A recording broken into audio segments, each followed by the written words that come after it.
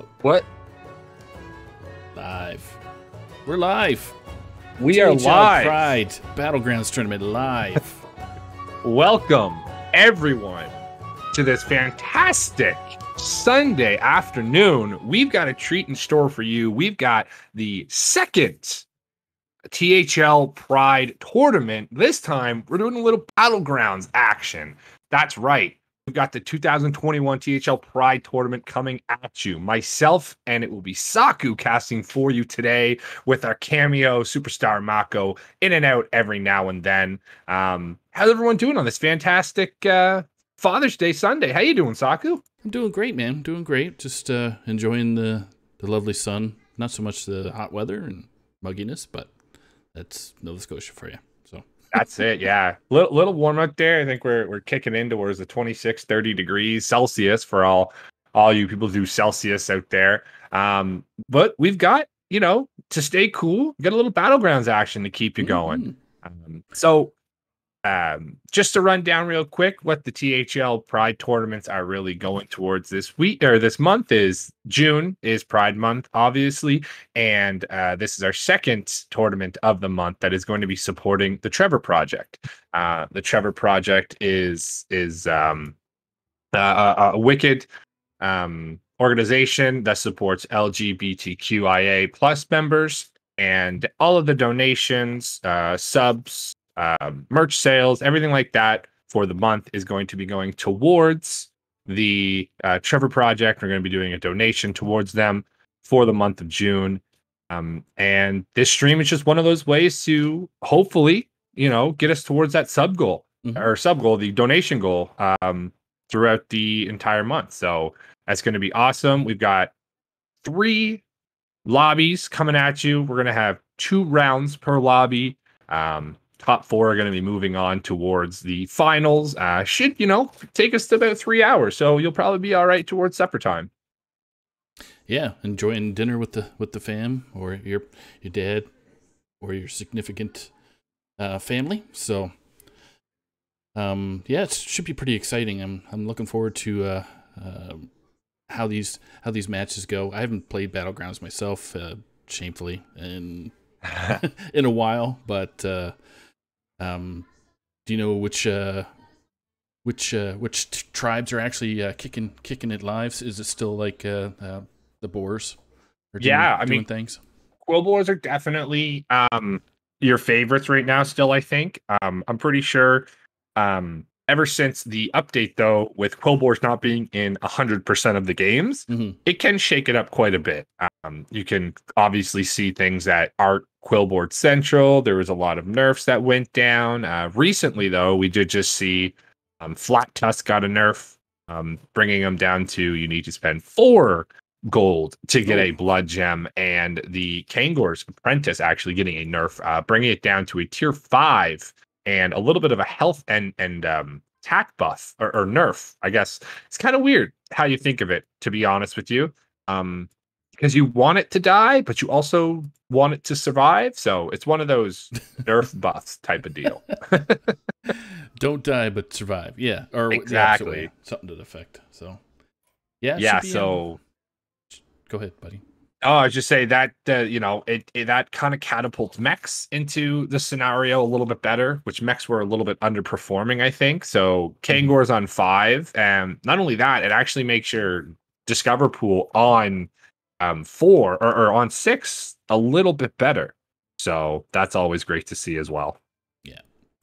Just want to inform our new viewers that are kicking in here. So Mako in behind the scenes is getting the players situated in their lobbies. So we have roughly, I'm not sure what the final count is right now, 23, maybe 20, 22, at least 22. We are at might have to 24 lobbies of 8. We're at 24? Nice. Okay, perfect. Perfect. So we do have 3 lobbies. The way this is going to be streamed is you're going to see Cord on screen there for a little bit, for about 3 rounds while he watches the player. And then we're going to switch over to another player in the same lobby. So we're going to watch lobby 1 right now. And then for two games, more than likely be a 5-minute break in between the 2, unless everybody's ready up. But so that's how the screens are going to go back and forth. But I'm going to make sure that the end user or our viewers see whose screen we're currently commenting on. So Yeah, we're gonna try and keep it as seamless as possible. So anyone out there, if you are planning on, if you're in chat right now and you are playing, make sure you get Saku and I added. Our battle tags are in the THL Pride Battlegrounds Discord, in the THL Discord right now, and make sure you have that allow to spectate on. It can be a little bit of a hiccup, top two, and we don't have one of the combatants, so. Make sure you get that turned on and get Saku and myself added. If there is a friends list problem, let us know. Reach out, and we'll have to start kicking some people off. We'll delete people off our battle outlets just for you guys. Just for you, yeah. So Marco's still populating. Looks like he's got a few people. It's cruising, yeah. Lobby 1 is coming up super fast, so that'll be great. We'll hopefully get most of those people added on. Anyone I don't have, I'll quickly run through and make sure we have. So Lobby 1, get ready. As Maku said in the THL chat, your lobby leader will be the person on the top of your lobby. So if you are looking at Lobby 1 right now, that would be my curse. Lobby 2, you guys are looking at Wengor.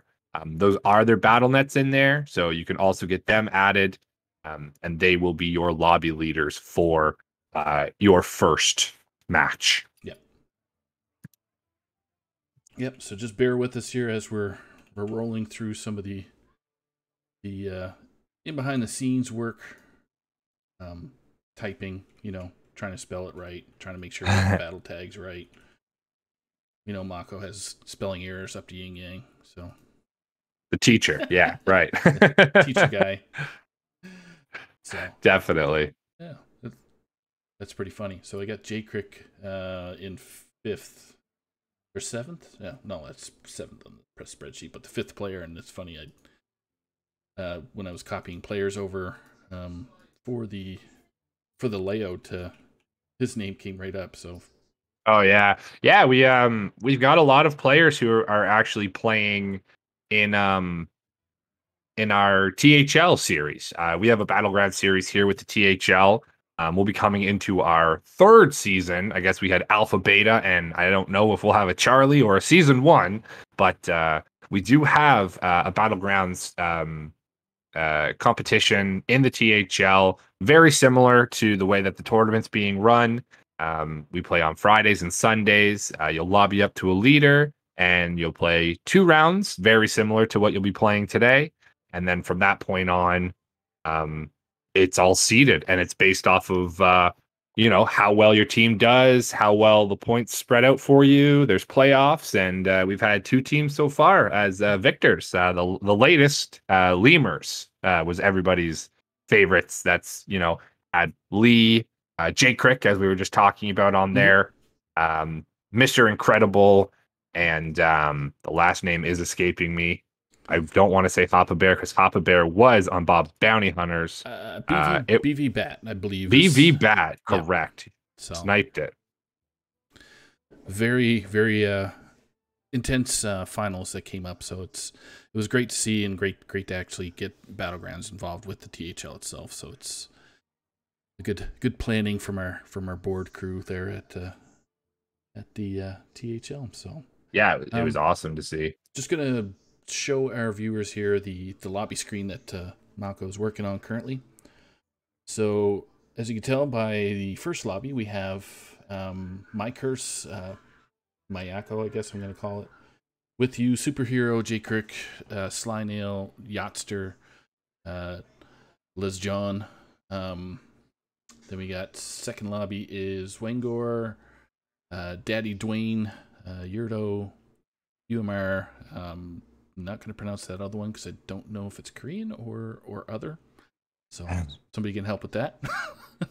We got Red, Tran Red, Lorraine's. We got Clone. And in the third lobby, we have Wild 9, Ligor, Dammy Dema.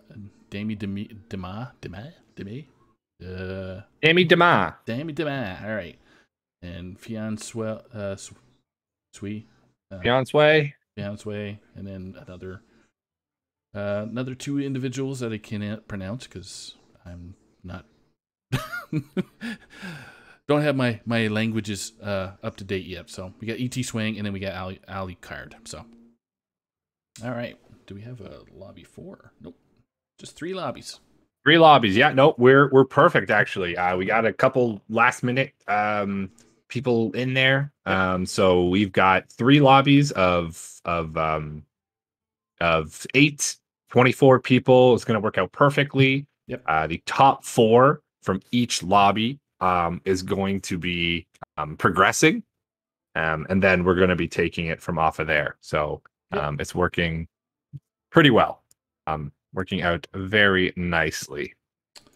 So All right. So Mako just posted in there. If you're watching in chat, as he's saying, add the top person as your lobby leader. And lobby leaders, please get everybody added in. Lobby 1, my curse. If you are there, just hold off and let us get you going. Yeah. And just to say what the prizes are going to be for the eventual winner of the Battlegrounds. So we got first prize getting, I believe, $25. Second prize is $20. Third prize $15, and fourth is $10. So we got to be 16 and older to basically get into the tournament, but it's all closed up now. So yeah, so we want to wish everybody the best of luck, of course. And once we get the go ahead by Mako for my curse to get going, we will do so.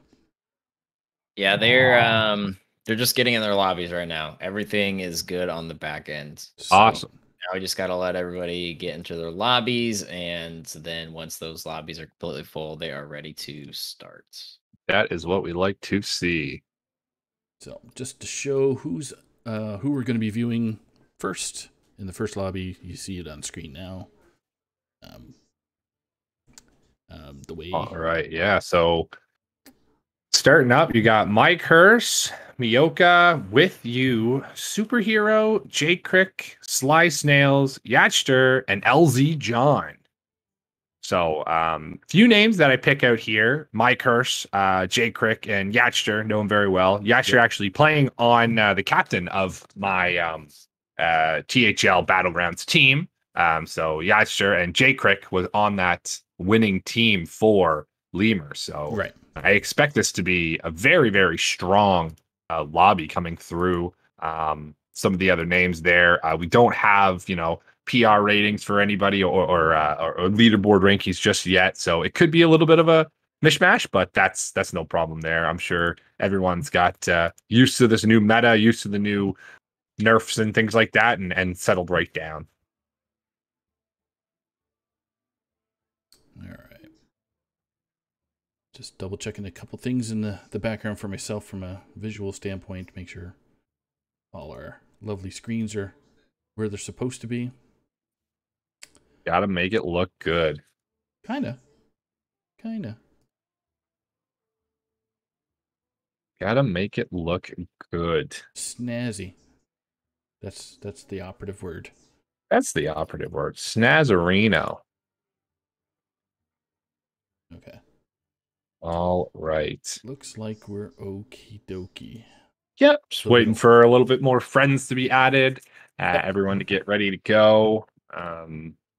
I'm still waiting for With You to be added up. So hopefully we can get that kicking off pretty soon. Looks like the lobby number 1 or 2 is going right now. And perfect. Nice. Good to see. Lobby, just double checking lobby 3. No, lobby 3 is not active just yet, but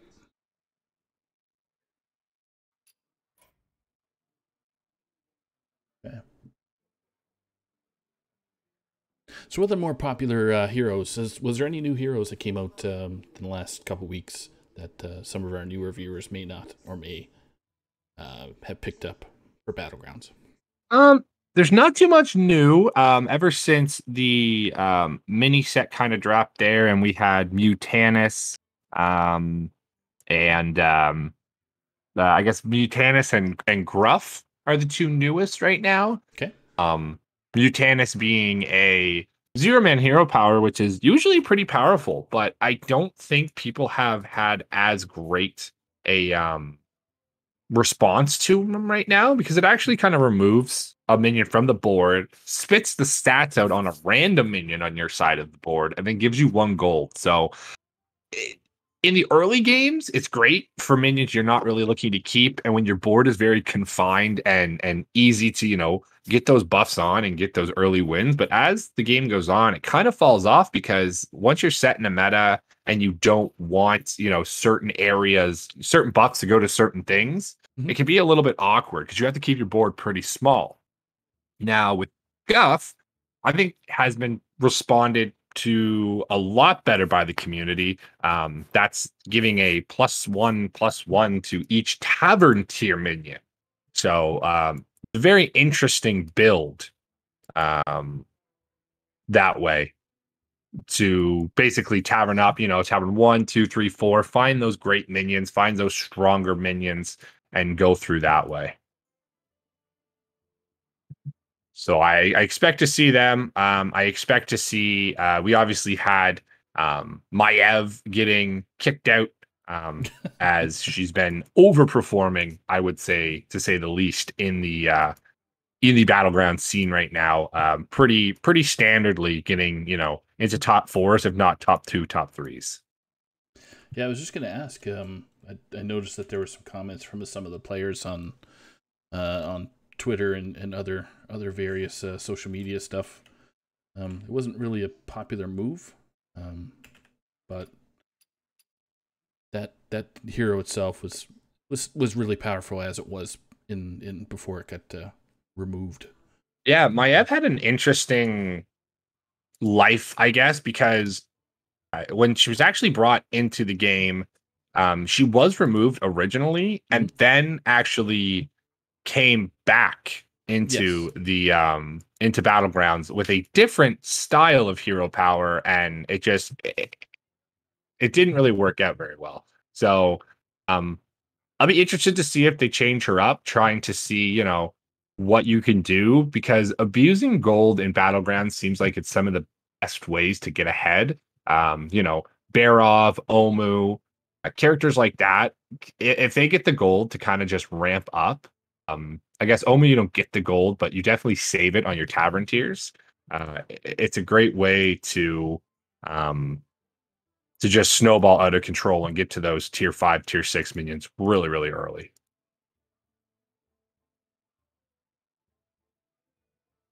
All right. So we're still waiting for a few individuals to kind of join hands and join lobbies. And yeah, it's a little bit of friends list hiccup. Sometimes the friends list can bug out a little bit when you're at the 200 limit. So, Blizzard, please. we know that more than 200 people. So if you're listening in any sense or ever going to hear it, that would be fantastic to be able to do that. Yeah. So as we're passing some time away to kind of get things going, what do you think is going to be the most popular heroes picked out of this tournament? It's going to be interesting to see at the end of it. Yeah, no, it's going to be interesting to see at the end of it. I think your standards, when you see like Cthulhu and you see people like that, it's going to be very interesting. Cthulhu's very strong. N'Zoth is not the best. And it's also based off of a comfort pick for a lot of people too. So if a lot of people are very good at playing, I don't know, let's say a Rat King, which is literally probably never played. It's, a very low tiered hero, but if someone just has a niche with it, it could run away. I expect to see as a Zamzarak, I expect to see some Zephyrus, Silas, Barov, a lot of those, high tier to mid tier heroes definitely are going to be making an impact in these games. And it really comes down to the minion base too, because if your tokens, if you miss on the Murlocs and the Beast tokens, then Jandice isn't as good as she should be. anymore. So Okay. I'll be interested to see, you know, if somebody still chooses. You could definitely still get Jandis and go for the what they call like the Jug T build, which is battle cries, just spamming on certain minions, and you just keep spamming with brand on the board. So that can be a build, but typically when you don't see the tokens for Jandis, you tend not to go because it's actually a lot more difficult to um get those triples where you can cheat out to the higher tiered minions. Gotcha. And I know one of my favorite ones is AFK. That is a nice hero to use, I guess, from a maybe a inexperienced player. So check her out when you get a minute. Yeah, AFK is great because I feel like a lot of people, maybe not so high up in the I guess not so high up in the higher ends of ranking, but you know, when you're closer to the 4K to 5K, direction can be a big issue. Yeah. For trying to find where you want to go on the later games. And AFK kind of forces people into specific directions, or not forces them, but it really gives them, okay, I have 2 mechs here. Let me check my board and see if this is a direction I can take for the mid game, or can I actually build this into a later game as well? Mm-hmm. Yeah. So, yeah, I love heroes that have a direction like that. AFK is great. I love her achievement actually in Battlegrounds, where win as AFK after AFKing for your 3rd turn. So, for those who don't know, AFK your 1st turn and your 2nd turn, you can't do anything, you can't buy anything, but on your 3rd turn, you're basically given 3 or 2 tier 3 minions. That's so, right. If you don't do anything with them, then and you win with AFK, you get that nice little achievement point up to your side. So should be good. So who's your All favorite? right. Who's your favorite hero? Are we my favorite hero? Yeah. Man. So it's tough to say. I don't know if it's my favorite because they're good, or if I want to choose a favorite based off of just the spice of it. I've always loved Lich King. I think Lich King is a very strong hero. He's always kind of been right in the middle type of deal. So I feel like Lich King can really carry a game through the early and mid game turns. Mhm. And it can be a little bit cumbersome when you're trying to find a direction, and you get the time to do that. So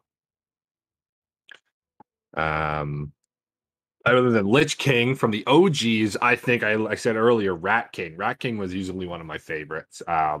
That's the more the RNG style of ways that things go. You know, buying minions, buffing them up, but sometimes your hero power doesn't hit the minions on the board, and you miss a turn essentially. So good old miss a turn? yeah, it's never good when you're trying to roll down and you're missing a ton of stuff. So Yeah. it's not always the best, but it can happen. It's all right to you know, take a few turns off and not exactly be where you want to be at that specific point in time. So I'm half tempted to jump into lobby 2, since lobby 1 seems to have a little bit of issues getting started there. I would my recommendation, lobby 3 literally just started. If you want to just jump into lobby 3. All right. Yeah, So lobby 1 having some good. problems, one of their players not being able to get into the lobby for some reason. So I All would jump right. to lobby 3 with Wild 9 and that group. Yep. So I'm going to update our players there. So just bear with me here for a quick sec. And Corden, who are you going to spectate there? I'm going to jump in on my good buddy and teammate Ligor, who I'm going to jump into spectate Sweet first. Daddy Siki, as we call him. So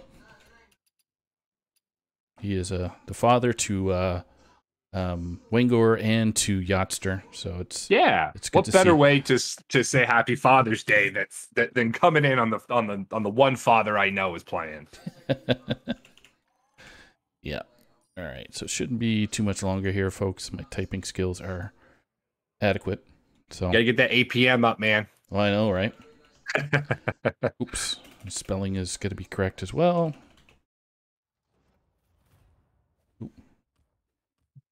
Spelling has got to be correct as well. I keep on saying. All right. Almost done. No problem. So I will say, when we get in here, there's some spicy heroes to go through and talk about. So I'm excited. okay. So I'm going to get you started here, and I'll start changing the players around as we're going. So Yeah. we are live on Cord and Screen.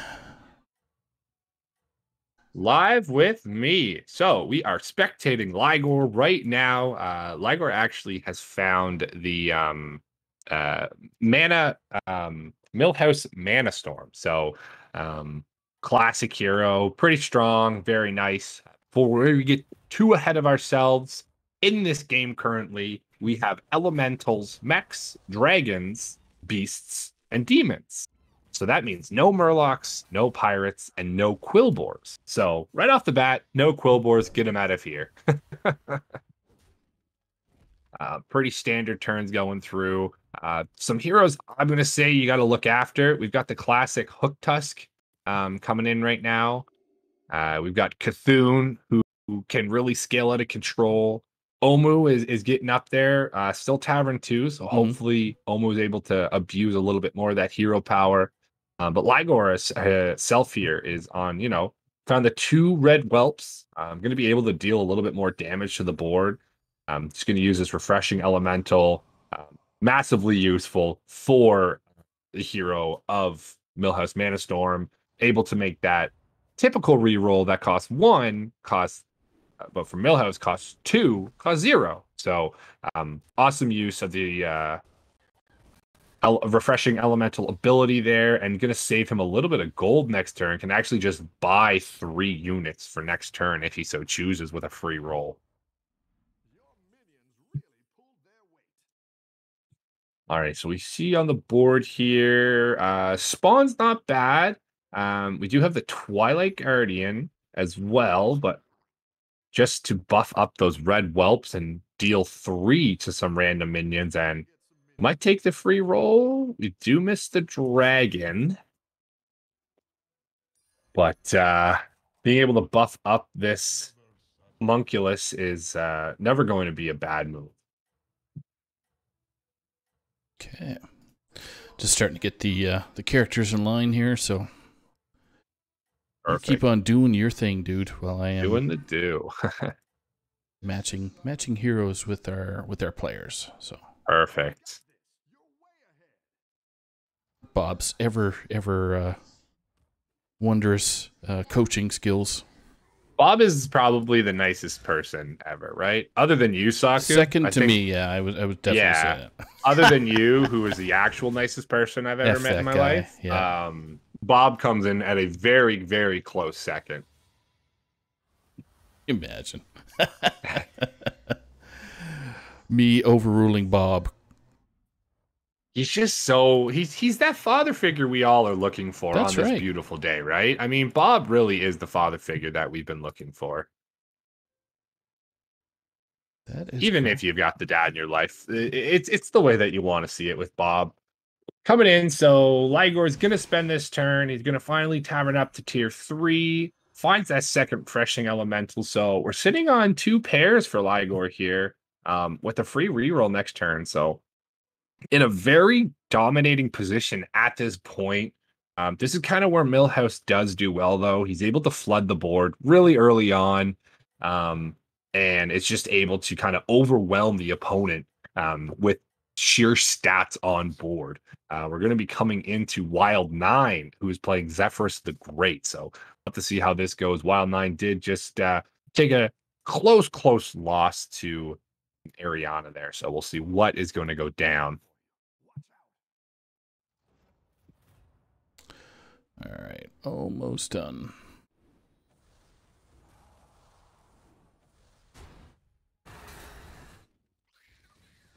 All right, great hit on the spawn there. There's going to be some very nice value trades. Hopefully, a little less damage can come out for the side for Wild 9. Unfortunately, not going to be able to. Is going to be taking a very crisp 7 to the top.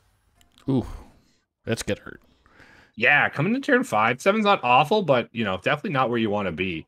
All right, so Ligor's board, I would expect just to roll past here. Looking for triples at this point in time. Might even take a chance to Tavern here. I wouldn't be surprised. Oh, we're gonna go for Arm of the Empire and possibly buy the 4/4 taunt Twilight Emissary. No. Oh, does actually go for the sell the board and Tavern up. So very interesting play here from Ligor, and just hoping sells off the pair of refreshing elementals, and now is really lenient on finding a pair with the red whelps, or finding something on Tavern 4 to give him a little bit of direction, because this is the point in time where he really needs to pivot off of this early game aggression and sheer stat swarm. Okay, so we're all situated. I didn't have Wild Knight on the screen. I had somebody else's name on there, so that was all fixed and corrected. So every hero that you see on screen right now is correct. Perfect. So, all right. Well, actually, E.T. Wang has a very strong board. Going to actually be giving Ligor his first loss, it looks like. wow. Could it be a tie? It is. Tie right down the middle. So E.T. Wang in that 4 spot, someone to look out for that we might want to take a peek into a little bit later on. All right. So if we'd like, I can switch over to spectating Mewy right now, who's on Captain Hook Tusk. That'd be awesome. Yeah, let's go to Mewy. Let's go Mewy. Okay. We are now spectating Mewy, who's awesome. Doing a demon build-ish. Couple dragons in there Yeah, wow. So Mewy actually on the hook tusk right now, and is definitely in a good spot with those 2 Velweavers. Unfortunately, couldn't find the third one to get those full buffs coming out, but has been able to get those up to quite a bit, and has found the matron who is going to be able to help out a little bit in this matchup. We'll be coming into Alucard, who is on the Zarella. Pretty tight matchup here. It's 4 and 6, so we'll have to see what it comes into. Gonna love to see what comes out.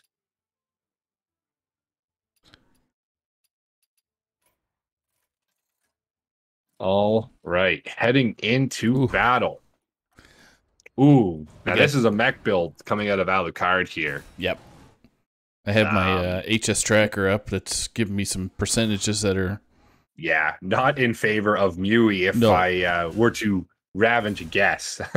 Yeah, actually, according to HSR, it's Mewy's got the advantage. So interesting. I wonder if the resets and things like that are going to be the reason.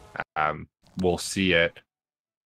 But we are going to see some very favorable trades. I guess the mechs weren't just alive enough, or the mechs just couldn't push through the health on those thick demons, those Veilweavers. Yeah. Able to do quite a bit there. Mewy using the hero power is actually going to be looking for that triple on the Veilweaver. Looking to triple on 5, so we're probably looking for a Mal'Ganis in this sense right now, just to be able to infinitely buff those Veilweavers without taking too much damage at the lower end. But Mewy is looking very strong currently. Will be coming up against Ligor, who took last turn off to hero power, or to Tavern up, but actually won, so possibly a little bit stronger. There is the big imp himself. We are going to roll past it. Finds the mech. the mechanical egg. Yep. Just perusing through all the. Wow, there's one person that's on tier 2 right now, which is. It's a half and half there with tier 5 and tier 4 right now. All the players except for Dami Dema there, who's on tier 2. So yeah, so Dami Dema is playing Ariana, who actually thrives really well being on tier 2. okay. Especially with elementals being in.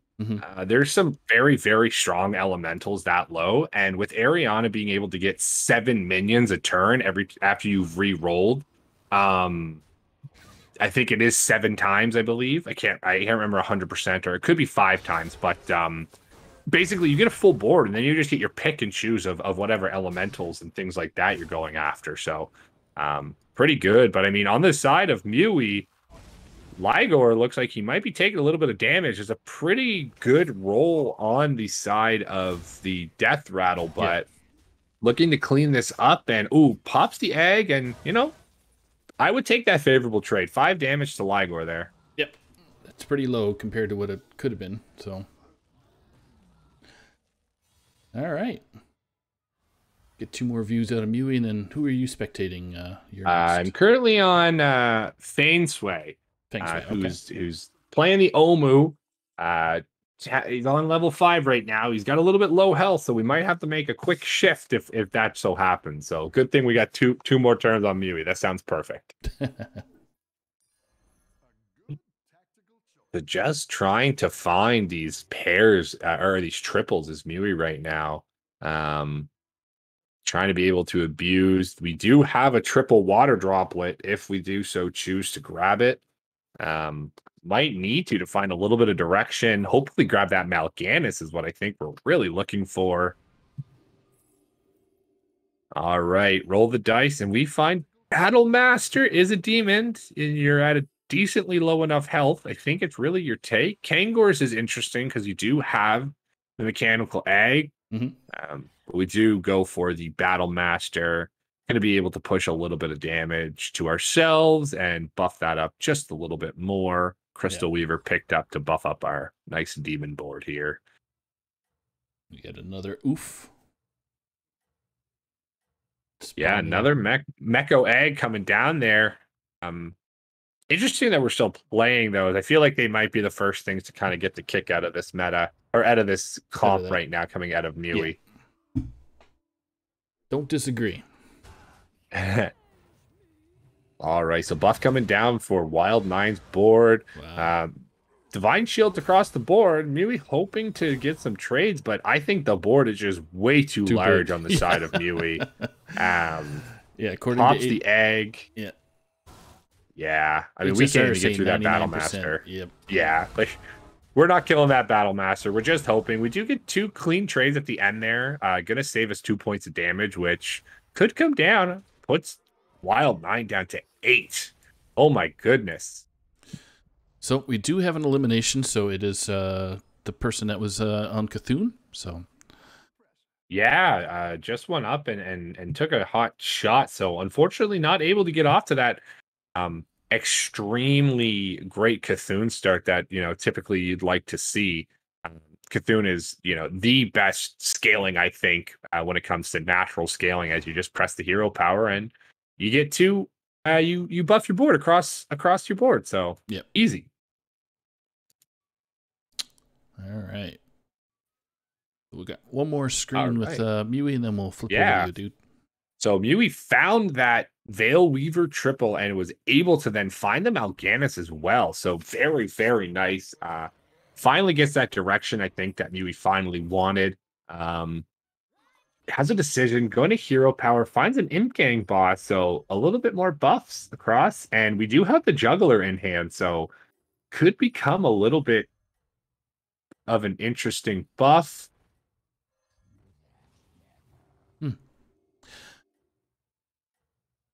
Interesting that we sold off the Imp Gang there. Especially with the Juggler. We've got some high health demons at the moment.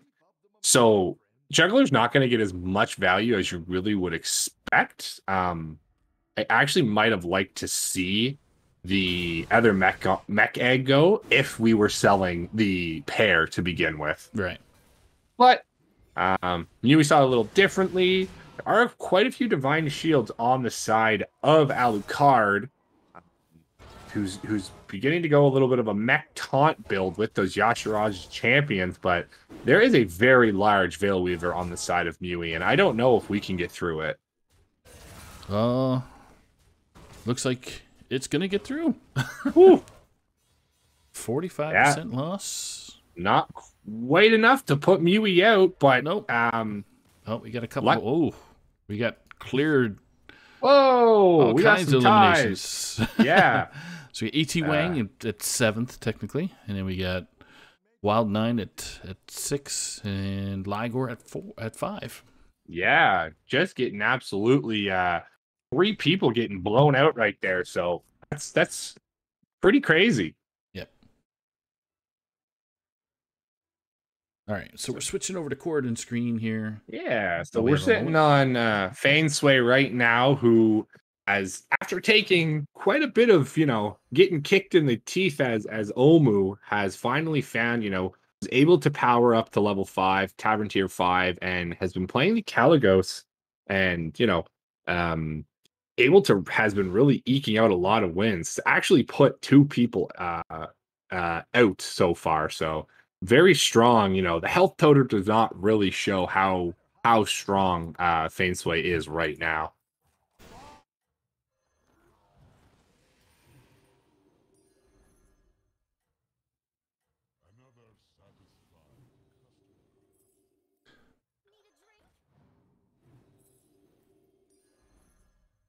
We're going in, playing all these battle cries we can.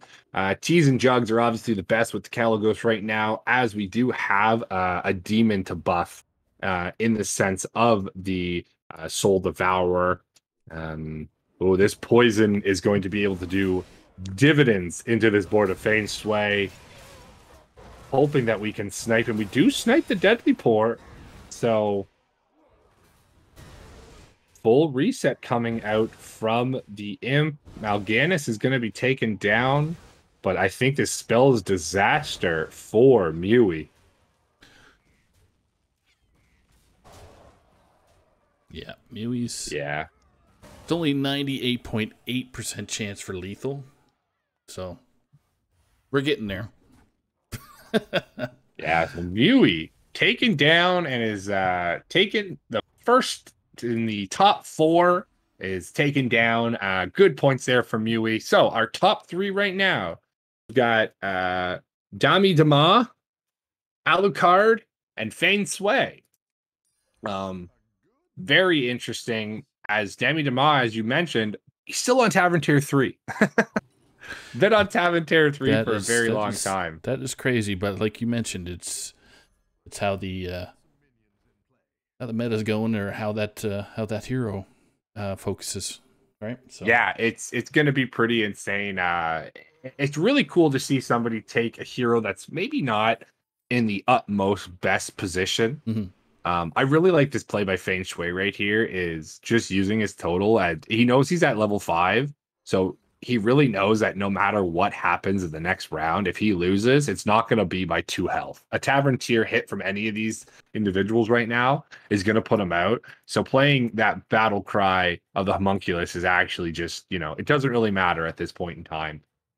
We are going to be coming in to Alucard's board with Dami Damai getting the, I guess, I don't know if you say lucky, but able to get the ghost board of Mui, but Mui just went out last turn, so could still have a very strong board there.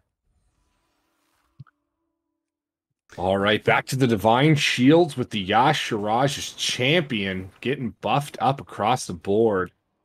It's going to come down to death rattles, I have a feeling here.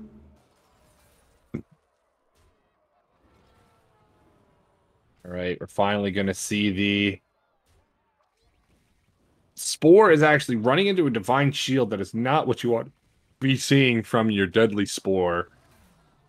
Nope. But I think Bronze Warden is probably going to carry us through this game. There come the plant spores. Just to be annoying. Unfortunate for Alucard, but also fortunate. Top 3. Can't complain with that. Nope. Fansway going to be putting Alucard out. And we'll have to see how the other one. And yeah, so Dami Dame, is he still kicking, still alive? Oh, wow. Fansway finds the Anoyo module and is able to, quote unquote, fix his amalgamation. So that's exactly what he's looking to see there. Repair, per se. Yeah, well, I mean, that's kind of the way it is, especially with not having Murlocs in this game. Yep.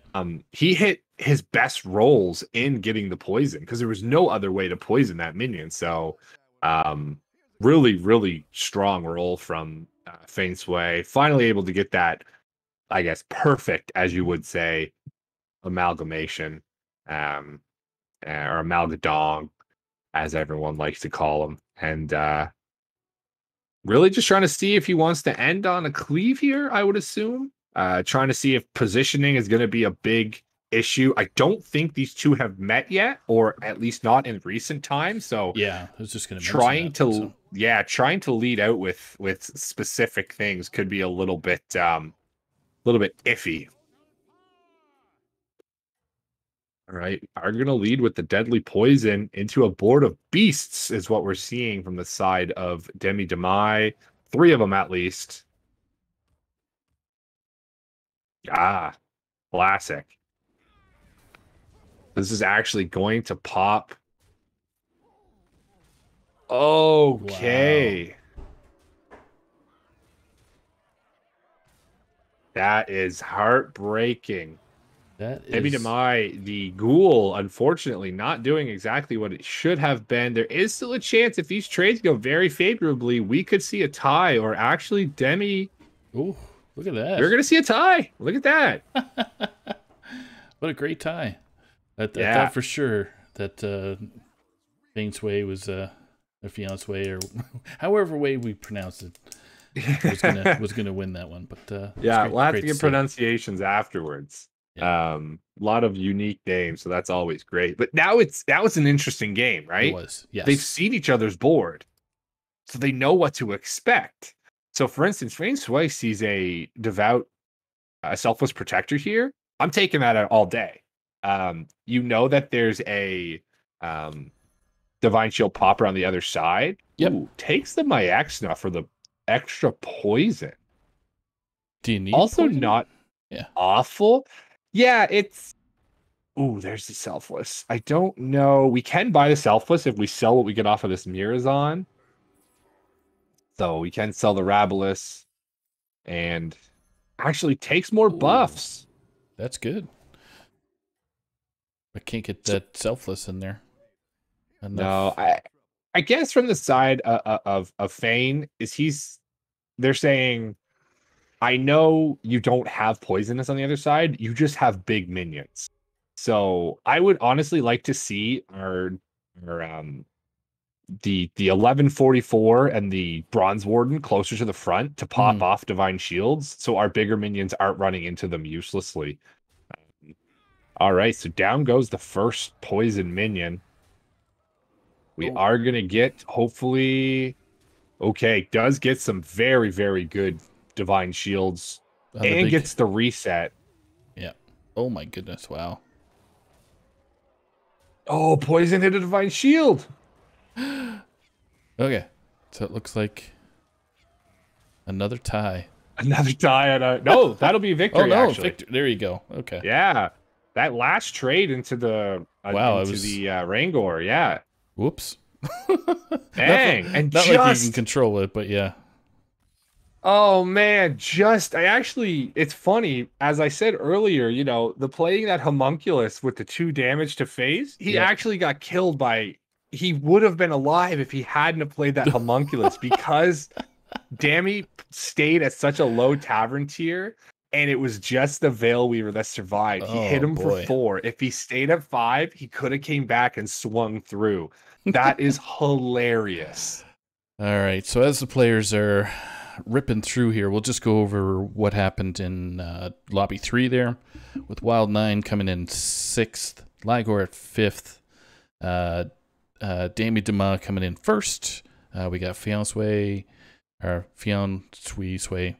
It's coming in second. Mui fourth. E.T. Wang is 7. Alucard at 3. And number 8 came in with the... That was the Cthulhu player. Cthulhu player, correct. So I apologize for not being able to pronounce your name. But anyway.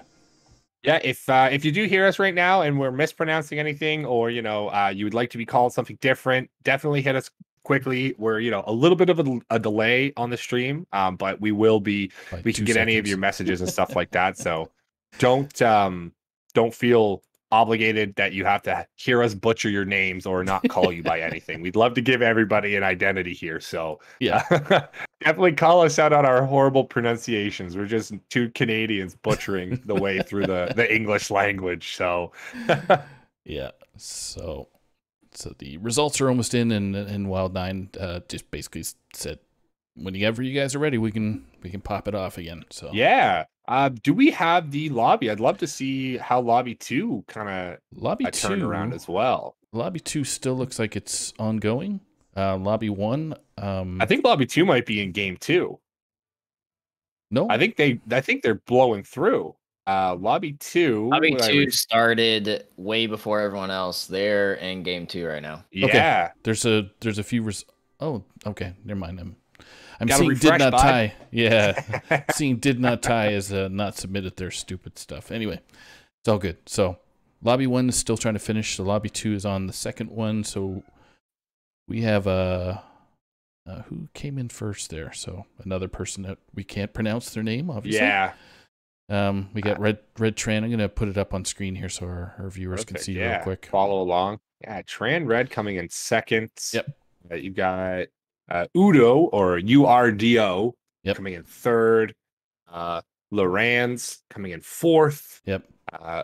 Umer coming in fifth. A lot of interesting capitalizations. You've got Clone coming in sixth. Wengor coming in seventh. And Dandy Dwayne coming in eighth. Yeah. So very nice on the scoring there. Lobby 1 is showing that J-Crick came in 7th, but nobody reported that they're 8 yet. So that game is still ongoing. The first round, or the first match between the groups. So yeah, a little bit of a hiccup issue with Lobby 1. Problem with friends list, trying to get people added. But you know what? Without further ado, they don't want to break. We're heading right back in to game 2 with Lobby 3. Sweet. Okay. So who are you gonna spectate this time around? I'm gonna jump in on that Cthulhu player we saw last time. We didn't get a chance to see to the full potential, so I'm gonna jump right back in, see if they can get either the same hero, the salty run back, or something different, and possibly spice it up a little bit for themselves. Cool. I'm gonna jump on Wild 9 this time around. Very nice. Good old Wild 9 THL veteran. So on Cord and screen, we got their view of heroes, and they picked George. George the Fallen's very good. I'd be interested to see. I wasn't unfortunately able to see what we have in or out of the match right now, but George makes me think we at least have Murlocs, which we actually don't. No Murlocs again. So no Murlocs in either of these matches. But we've shifted a little bit. We've got Quillboars and we've got Pirates in this time. There will be no Beasts, Dragons, or Murlocs kicking through, as you can see on the screen there. So gonna see a little bit of Blood Gem APM, maybe Saku, a little bit of Pirate APM. I'm liking it. Yep. Oh, you got see how fast these players can play their cards. I got Boomer APM, so I try to stay away from any fast playing I possibly can. That's quite okay, dude. Yeah. So real fast, first couple turns are pretty standard. So once this first round wraps up, I will do a quick rundown of who everyone's sitting on so we don't get too jumbled. All right, so Wild 9 coming in on Ragnaros the Fire Lord. Fane Sway is on your boy AFK. There you go. E.T. Wang coming through on Lord Baroff. Dammy Demai is coming through on Sir Finley with the Galacron hero power. We are spectating George the Fallen. Miwi on Zorelia. Ligor taking the new and improved Guff, and we've got Alucard on Mutanus. So we've got 2 new heroes on this Saku. Yeah, I was just had to add those. I forgot that I didn't have them on our heroes list there. So A little drop down, yeah. Yeah, so that's the cool part. So we're gonna have to see who ultimately is able to be the better new hero. Is it gonna be Guff or is it gonna be Mutanus? Get the Guff. Time will tell. Get the Guff. Guff did just get a quick victory over George's Fallen. Okay. Not too much to, explain about that early on.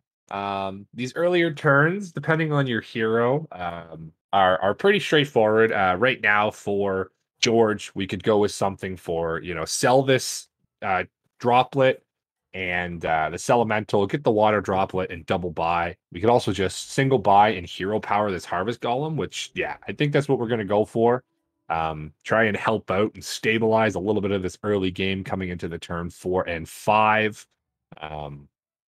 No really heroes that can run away with the game, I will say, Saku.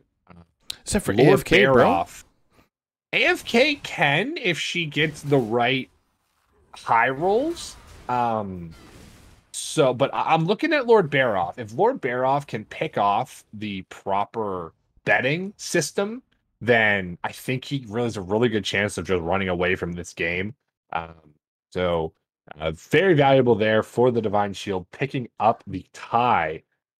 So now we do see 2 of the special Quillbores with a pair of the Deviant Servants sitting in. I can't imagine.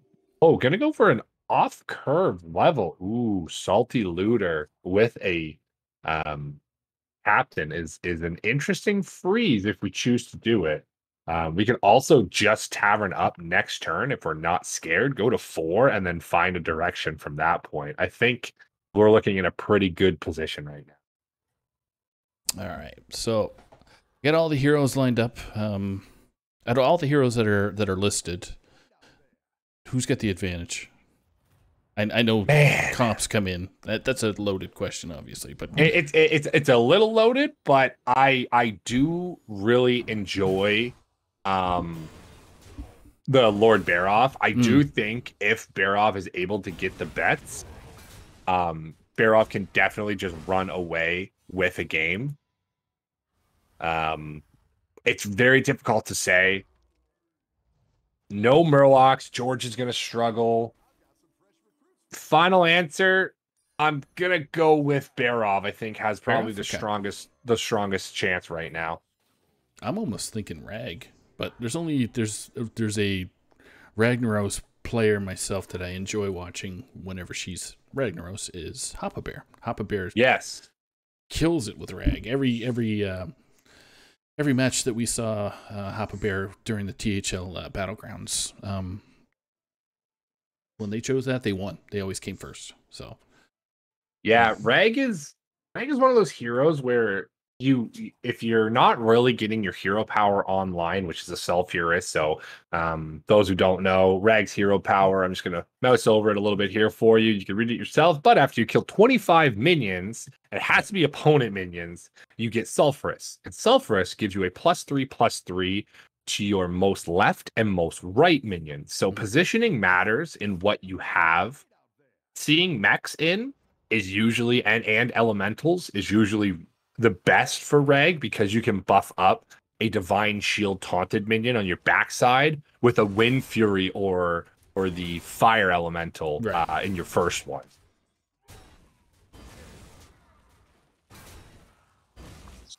All right, so Salty Looter on the side of Mewy as well. Gonna be taking a crisp 7 again. Always the crisp 7s.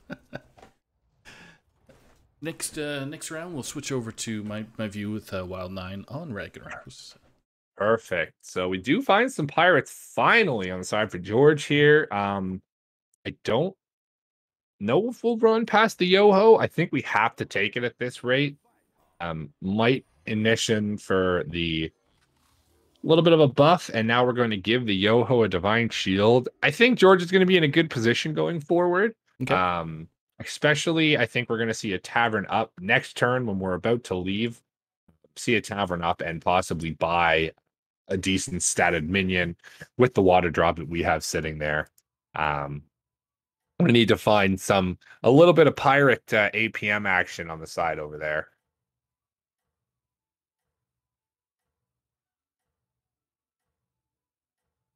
All right, we're going to be coming into your favorite AFK, Fane Sway, who came in second there, coming in. Ripping it. Ripping it and gripping it. Go for a little Quillboar. Got some Blood Gem action. But also got those very buffed up Kaboom bots. So I like the chances on AFK's side here, man. AFK's board is looking very strong. Got 3 pairs right now. 3 and pairs. is current, yeah. But George just ekes out the win. No, yeah, right. that death rattle actually came in dividends that we bought last turn. So kudos to George there in finding that. But with that, we will be pivoting over to Saku's view on Wild 9. Wild Noof. So we got Wild 9 on a Ragnaros. I'm sure they're going to pick Light Fang here. Because, yeah, okay. Couldn't picture picking any other out of their minions there at the time. But their build is slowly getting up there. With a few of the Tough Tusks and lovely. They just got the golden Cthulhu there. So allocate... Yeah, the Acolyte is going to be huge. Jesus. Looks like they no problem. I was tongue twisting. I was like, why am I tripping over this word? Anyway, so I guess the biggest part about that is they actually found the Light Fang, right? Yes. So unfortunate that we actually don't have a board that's extremely Light Fang oriented. So I expect Wild 9 to start ditching the spawn, ditching the Acolyte pretty early on here to try and find some very clutch minions to drop those Light Fang buffs on. There's a very strong board. We actually just left George the Fallen. Looks like he was able to pick up a little bit more aggression. It's going to be tough to see how these go down. These Divine Shields, I feel like, are going to play pretty much into the hand, and we might see another Death Rattle victory on the side of George here. Yeah. Ooh, unfavorable trade. There's yes. George comes through. Yeah, the nice thing for Wild 9 there is we're able to clear up a little bit of those smaller bots, micro bots, and start to get that Hero power popping off. I'm curious to see a 1 left. Couldn't kill 1 minion, Saku. I know. Oh my goodness. That's dirty, but all right. So those are 2 of the best elementals you want to be buffing with a Light Fang right now. I'd be interested to see if we go Wildfire or Cyclone. We are going to go Cyclone. Finds another Cyclone, so that's always great to see. Could grab that and just start working your way towards that Mega Wind Fury Cyclone, especially with coming into turn 9 here, or turn 8. This is exactly when you kind of want your Rag Hero power to pop off. And we get a good taunt minion on the backside in the Demon. So we're going to be able to see what we can do. 2 Blood Gems are showing on the board. Probably going to sell the 6/6 here and pick up this 3/1 Quillboar to be able to play the Blood Gems onto our Tough Tusk. Yeah, I was just going to say, pretty much everybody except for 2 people are on tier 5 right now. Or sorry, tier 4. We got 2 people on tier 5, which is Mui and Ligor. So yeah, Ligor is just basically probably grabbed a minion from each tavern tier and has been hero powering ever since, with dumping all of his gold and resources into taverning up. Would not surprise me in the least bit. Okay. Up against Mutinous, aka Alucard. Yeah, doing very well on Mutanus, or Mutinous, however you want to pronounce it. It doesn't matter. We all know who we're talking about. Mutanus, there you go. Mutanus, yeah. Wow, this is a lot of Whoa. damage. That's Oh it. my goodness, lethal. All right. Oof. Some nastiness. So That Wild 9. was... Oof. Wild 9 taking the 8. Oh my goodness. And just when I was saying that Wild 9 was in a great position, just got the Ragnaros hero power to finally hopefully start clicking off, and unfortunately just gets whacked and sent out. Destroyed. Yeah, man. What a unfortunate turn of events there for Wild 9. Just missed it. So let's jump over to your view. Who are you? Yeah, I'm over on E.T. Wang right now, who's kind of got a menagerie build on the go right now. We've got a demon, we've got Ellies, we've got pirates, we've got Bulvor. You know, who always finds his way into menagerie every now and then. So we are looking at E.T. Wang. It doesn't look like he's been able to abuse that hero power and win a lot of bets, because we are sitting on Cavern Tier 4 with not a lot of golden on the board. So I can only assume we've unfortunately lost a few bets. Gotcha. Canary Warbringer going to be coming down. Going to be working in tandem with this Security Rover and the Mechano Ag. But Security Rover is going to be the biggest proponent of these buffs coming forward, coming into a very strong Mewy who has tied Mutanus and just smacked AFK for 17. So this could spell the wrong way for ET. Might be phoning home. No Elliot. Yes. It's tough. Eliza picked up. That is why Mewy is looking so strong. Gonna get a very, very buffed Scallywag popping off. Here comes the Loot Hoarder. I mean, I don't know if, unfortunately, we can get through. Security Rover doesn't pop off. It's looking pretty tough for ET here. We need to be able to kill. Okay. I think we're alive if we kill the Eliza. Hit the Eliza. Oh, too late. Unfortunate 50-50 at the end there. ET doesn't find the valuable trade, goes into the microbot, and gets sent home. As you said, no Elliot to bike him home. Nope. 7th place for ET Wang. No ties this time. Straight Negative clean cut. Particular. So I'm on Ligor right now, so we'll flip over to Ligor. Yeah. Who is creating a beast of a build. A beast. Beasts aren't in this one, Saku. They are today. They are today. Is Deadly Spore a beast? It is not. No, Deadly Spore is the only poison you can confidently get every game. So with no Murlocs and no beasts, Deadly Spore is literally the only poison we are able to find unless you roll into it with an Amalgadon. Yeah. So Ligor got smashed by George the Jungle. Or George of the Jungle. George of the Jungle. Little Tarzan, baby. Yeah, dude. Anyway, so Ligor got bumped around there with 14 against his face from George. So. Yeah, he does have this pirate build on the go, as you were saying. Yeah. Not able to find pretty much anything else. No salty or no grubbers. Does have the Captain Hogger, so you know, might have just started finding it here. Ligor was looking very strong until he took that pop from George, and this is not the board you want to be rolling into if you are Ligor. He does have a big enough board, but I don't know if it's going to be strong enough to go against the Eliza on the side of Mewy himself.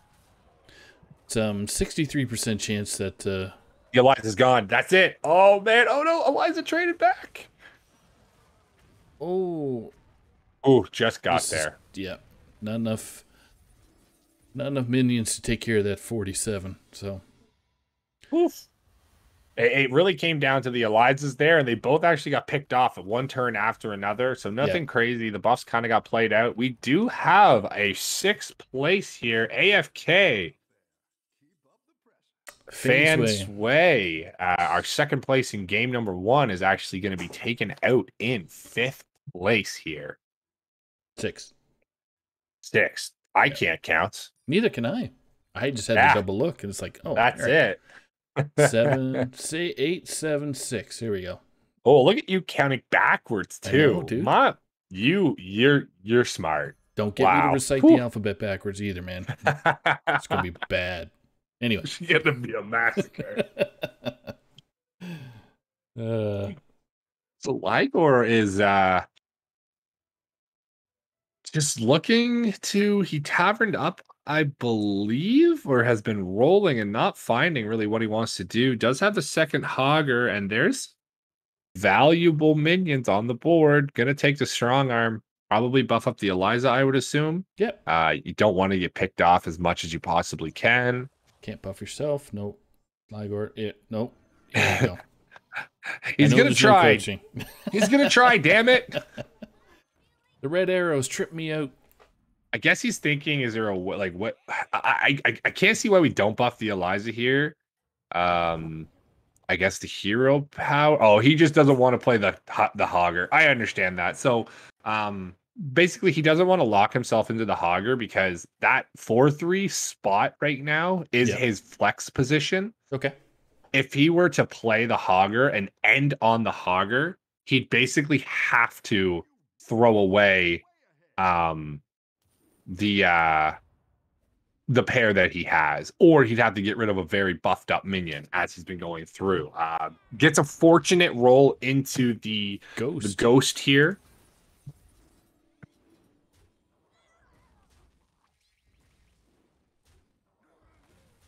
Looks like it's going to be a very clean win there on the side of Ligor. They got lethal. There you go. Found Can't lethal. Kill the ghost. But he ain't afraid of no ghosts. Just don't cry. Oh, we got we got George that fell. George unfortunately. Got popped. Yeah, Mutanus, Alucard has been ripping through the competition. Sent AFK out and now sending George the Fallen out. So, looking very strong as Alucard, but we're still kicking on Ligor here. Actually rolled past a faceless tavern goer. Very interested. Could have possibly found a triple in the Hogger there if he chose to go for it, but just gonna hit the hero power button. Does miss the hero power on the 4/3. Very, very nice for himself. We're kind of in the same position though, where he's gonna board lock himself on a Rip Snarl. And I don't think we want anything there. Nope. Poison. Nah, it would be way too costly to buy that poison at this point in time. Just gonna see what Dammy has most likely. Dammy is a board of mechs, so a lot of Divine Shield is going to be coming across the board. There is no ghoul in sight, unfortunately, so could see the demise of Ligor. Exactly. It's going to be an uphill battle for Ligor here. At least didn't have to face George. George gave him the worst thumping, I think, so far in this the second round. So yes, no, that is very, very nice for sure. So waiting for the rope to burn. So we got 10 seconds left before we get to see what I don't recall seeing Danny DeMaz arrangement or comp, but we will see in 2 seconds. A little bit of a 2. Here we are, and wow, yeah, we've got an interesting board here. Not the mech board that I was expecting coming out of Dammy here. Actually going to be buffing up these Hadgore going off very early. That's not what you want to see for Dammy. And you get some thick minions there are going to take care of some of the... yeah. If we can rip off this Divine Shield, though, if it avoids... Oh, there's Death Rattles. There's Death Rattle, Saku. Oh. No, there isn't. See, they're all gone now. I think he's alive still. I think he just ekes through. Ligor actually does. 2 points. He just ekes through. 2 points of goodness, so that'll be the last round. We watch Ligor, and then we'll jump over to Corden.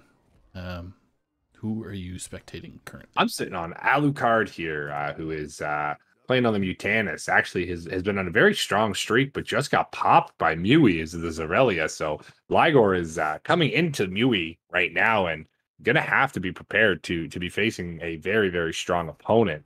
We're not really sure what we're looking for here. I guess we're trying to be looking for pairs into this Captain Hogger and the Rip Snarl, trying to find another Eliza. But we've kind of locked ourselves at this point in time where we're just rolling and hoping and praying.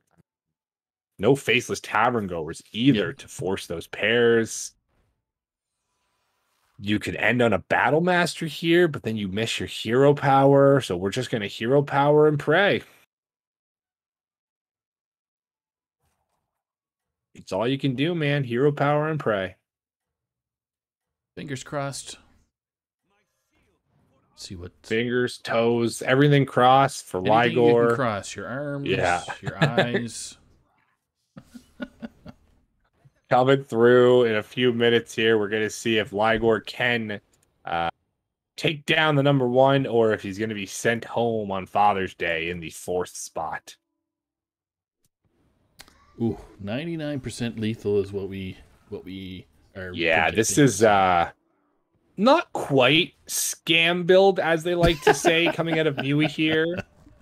Doesn't have the Kangor or Chadgar, more popularly known as, but still does have the Baron Rivendare with a double Scallywag build. So, even with these Elias being taken out, probably going to see a little bit of a boat scam here, and indeed we will. That is the scam of all boats right there. So and taking out that spore, Mui is going to be able to send Ligor home in a 4th spot.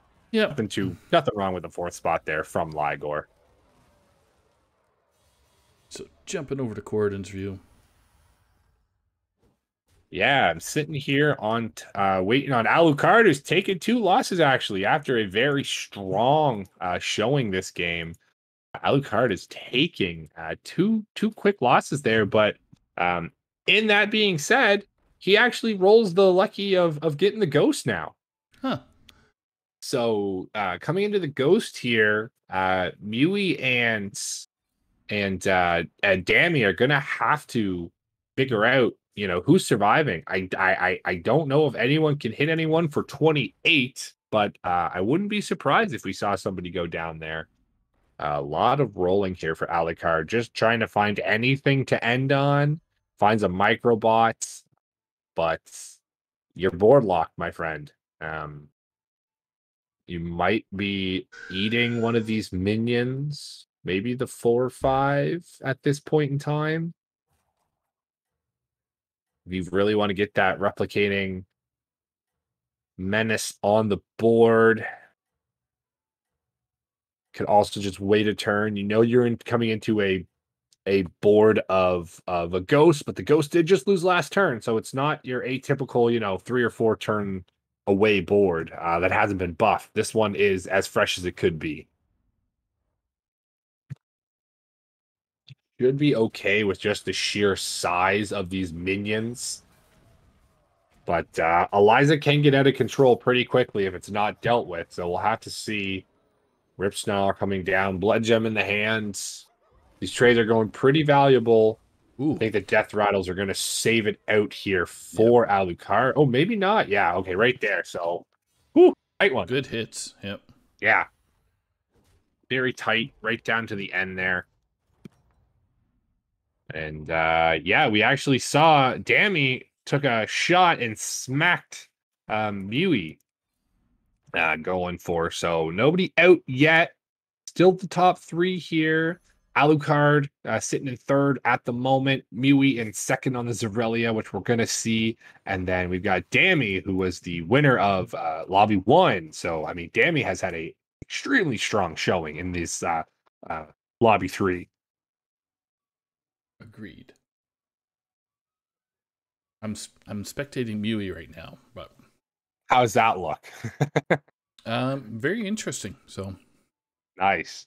Can't wait to come in and see it. I know a little earlier on, and thing is, Alucard knows what both of these players have, and all the players have information on each other as they just, went through a round of playing. So, I'd be interested to see if Mui has found that the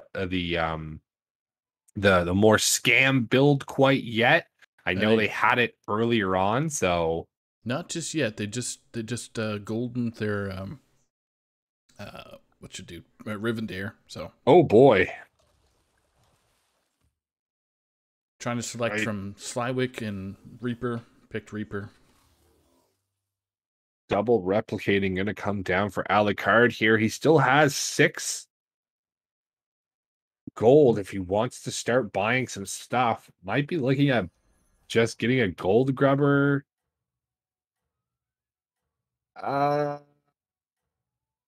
To fill out the spot. It buys a pair. Maybe we buy the 2/5 as well to buff the 9/4. Gonna go with an Acolyte, actually. An extra taunt, maybe? All right. Just picks up the Acolyte. Thought he was going to play for the Arm of the Empire, but not going to. And yes, this is a scam board if I've ever seen one. No Chadgar in sight, so not the absolute scam that we could be seeing, but this is nothing to laugh at. It's not really funny. I agree. No, this is a lot of scallywags. I mean, that Reaper was a 6/9 at the beginning of this match. Yeah, it is no longer, and that cleave is going to spell absolute disaster for Alucard. I don't think any Kaboom bots in the world are going to save him. We've got a absolutely insane build coming out from Mui here. Alucard messaging me here. Sees he should have played the Acolyte, which actually wouldn't have killed or given him a chance to not kill those scallywags. Yeah. And then he would have been able to survive, stopping the Exodia or scam build from Mui. But taking, just 3 health of lethal there was Alucard. So we've got a final of Mui and Dami Dama. Right. So Dami Dama was where am I? I'm sorry, I was spectating Mui, so I actually don't see Dami. Yeah, they didn't friend me, so well, they didn't friend you either. Oh, no friends. I thought I had everybody. So sad face. All right, we'll zip to your screen there. I have no friends. That's all right. So, looking at the matchup between Mui and Danny Demai, I think they battled once. Yeah. So, and Danny beat Mui just by slapping 7 on their slapping for 7. Yeah, we saw these two go at it earlier, and so I expect this to be a few. But since then, Mui has, as you said, gotten the Golden Baron, now has a Golden Eliza with a second Eliza as well. Yeah. This is going to be, I have to say, with the Divine Shields and the Faux Reaver is just going to get absolutely insane. This is very, very strongly Mui favored. I don't think the Kangor's Apprentice is going to be impactful enough on the bring back to be able to do anything huge. We see these scallywags trading in, and now we're going to see where this Faux Reaver actually takes a very unfortunate trade for Mui, but I don't think it really matters at the end of the day. We have a massive board. Baron Rivendare is a 65-44. Everything is being just demolished on the side of Dami here. Yeah. Oh my goodness. Okay. So yeah, that's a lot of. This is just not going to be great. Each attack here, we're just going to plus 6/+4, I believe, to the board of. So 23. Oh, it's not lethal. It's not lethal, but I don't see Dammy finding a way to to recover from this position. Essentially, he would have to make sure that the scallywags don't die, right? Yeah. That's really the only way. But even if the scallywags don't die, we have a golden Eliza, and then we also have a regular Eliza on the board. So, regardless of what we see here, I think it's just going to be a tough battle for Dammy.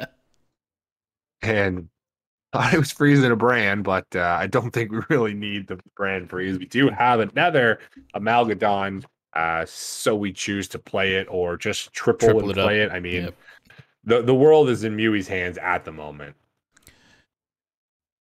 Oh, it just went up to tier 6. Danny DeMai did, so yeah. Any little bit of damage, if they're able to get the win, is going to pay dividends. But usually at this rate, it is pretty cheap to tavern up to 6. You usually stick on 5 for a while if you're not really searching for a tavern 6. Mm-hmm. You can see a lot of people just sitting on tavern 5 for a while as you just discover into 6, while still getting the benefit of rolling for better 5s and such.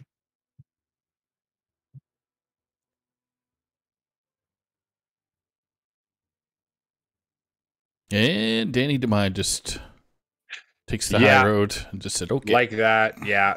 It's a very difficult uphill battle. And hey, he did what I said. He didn't kill the scallywags. Great job on finding that out, Danny. So first place goes to Mewy. Way to go, Mewy. I mean, Dammy is definitely someone to look out for going forward.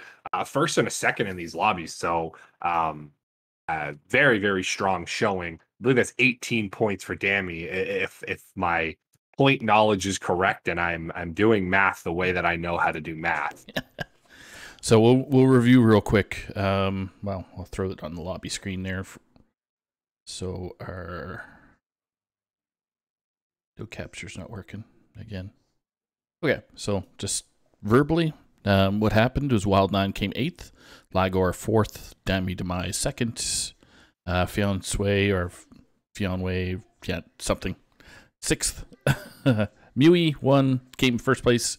E.T. Wang at 7th, Alucard at 3rd, and what was the character that they were using before?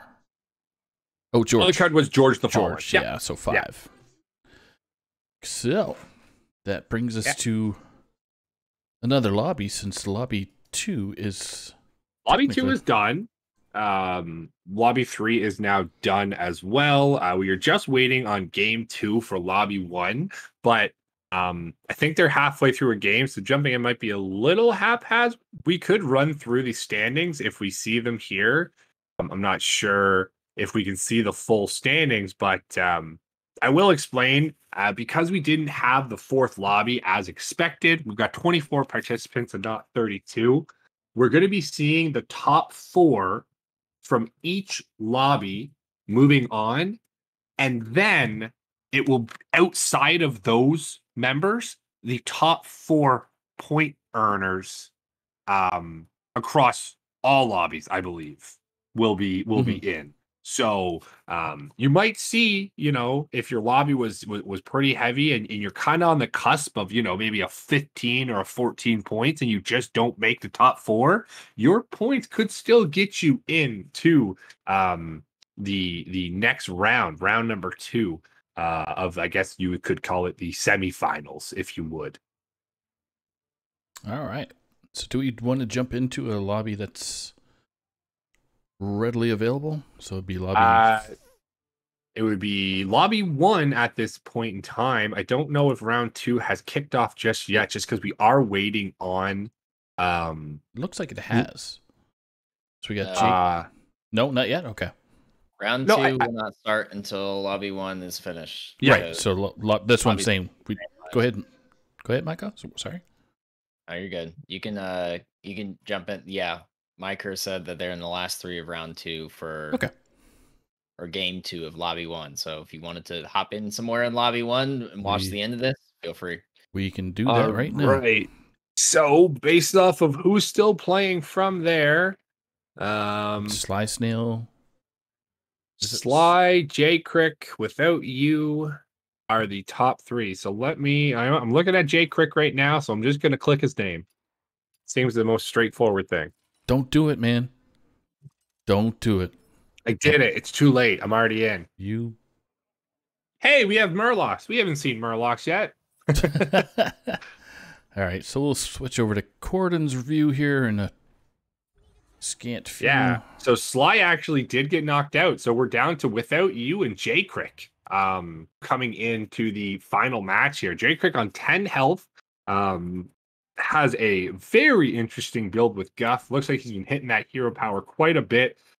Without You, we don't know what to expect. We've got demons. He has been absolutely smashing people. He just hit Sly for 20, and Sly was doing pretty well on Tavern Tier 6 with 3 pirates. So I'd be interested to see with you being on that Reno, what we ended up hero powering. So we do have a little bit of time here as the participants have, pretty much spent all their gold. The interesting part, I wonder if J Crick has a read on if Without You has Divine Shields as we're playing this ghoul. And he has found the poison Murloc, or at least given a Murloc poison, just to help fiend off any large demons on the other side, which could be any Veil Weavers or any other of the such demons. So coming down about 10 seconds, we're going to be kicking in here, and we will have to see how this lobby 1 finishes round. up. Yeah, game 2 finishes up, and when we can finally get the round 2 seeded in. All right. I mean, this is wow. Okay. I would say Without You had a pretty good read on what J Crick's board was and just said, I need poison. He actually gets the buffs on the spores, so they're not going to die. Divine Shield is going to hit the spores, and I think that might be it, depending on where these trades go. It could be a trade. It is not going to be. That is going to be a lethal coming out for With You, finding the spores, making the trades he needed to, and taking down J Crick, taking the first place in Lobby 1, game number 2. Well, that was... In game 1, the person who finished first place got last place in game 2, and the person who finished last place in game 1 got first place in game 2. Yeah, what an absolute, My curse getting the win in game 1 and then 8th in game 2, and Without You, as we just saw, took the win there and an 8th in game. So you couldn't ask for a more polarized 1st to 8th there. Definitely what you need to do if you're going to be With You and looking for, staying a little bit aggressive in these final, because, it could definitely make it in. We'll have to see what the final standings are, but getting a first could get you into the top. We'll have to see. Without You, get a report, I guess, still. Just keep refreshing. Oh, yeah. I should be at 11 points there. Yes. Yeah. It'll have to come down to a little bit of tiebreakers, I believe.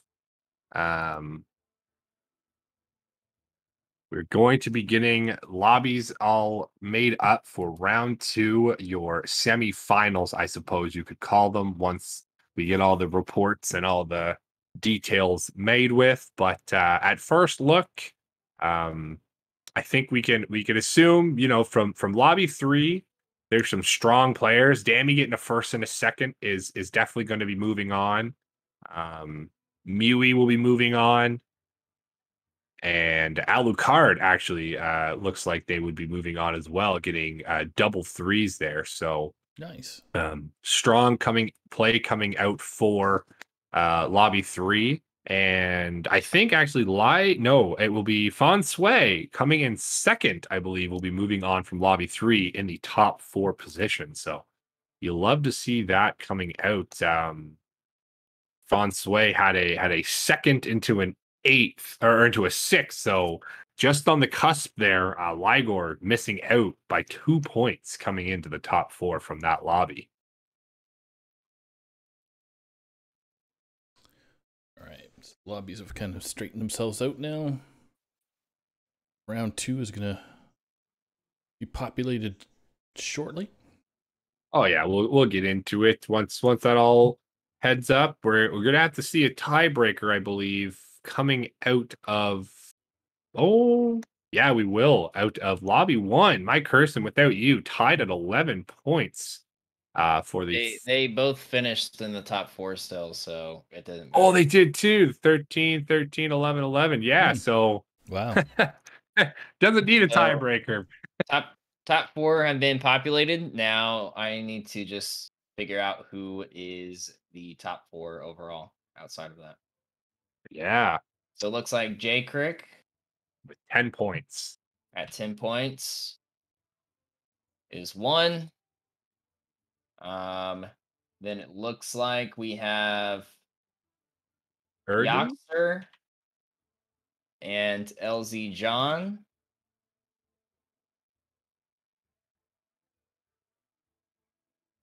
Oh, we're gonna have a. Yeah, we're gonna have a bit of a tiebreaker, I think. So, Yoxter. We have LC John, Ligor, and Erdo. Tied in 9. BRB.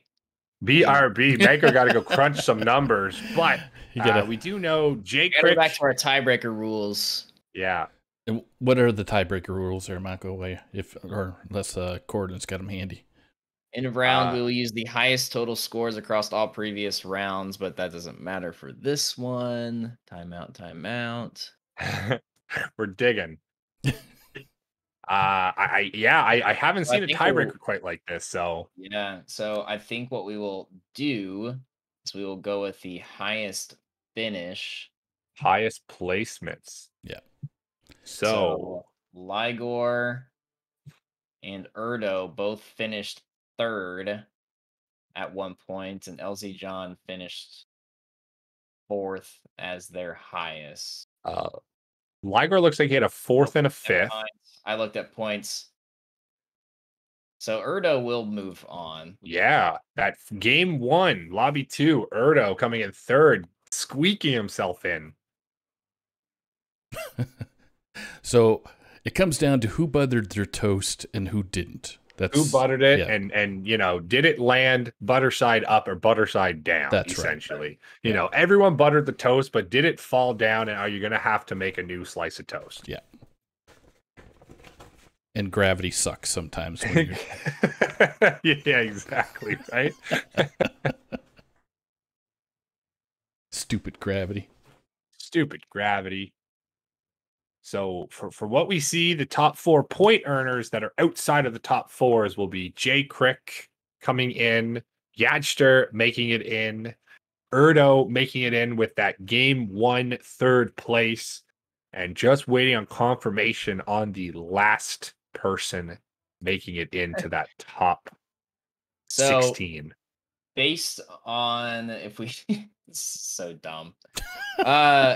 They both finished 4th as their highest finish, but because Ligor tied with 6th and 7th, that's gonna have to end up being our tiebreaker here because LZ John finished as a straight 4 and 5, and Ligor's was 4, and then a tie for 5, 6, and 7.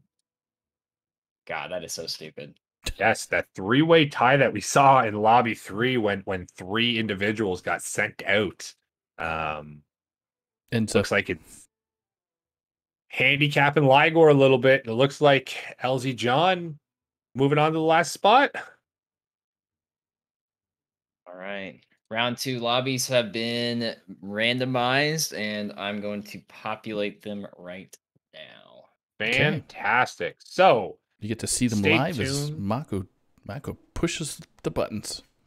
As he pushes the buttons, a little behind the behind the scene. Pushes. It's me copying and pasting. Hey, just clicking the right click. Control C, Control V, all over the place. You know how I do. Baby, do I ever. So Look at this. We got lobby 1 coming in with you. Humor, Loran, J Crick,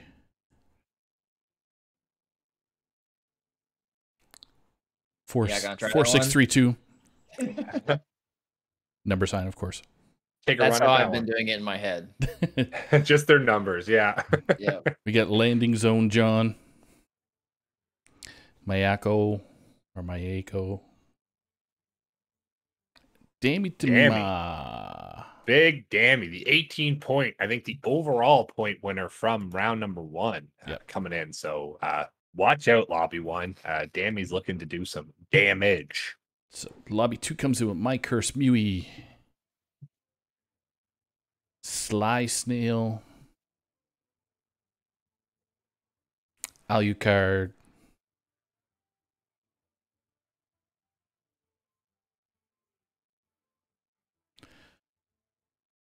Feint Sway,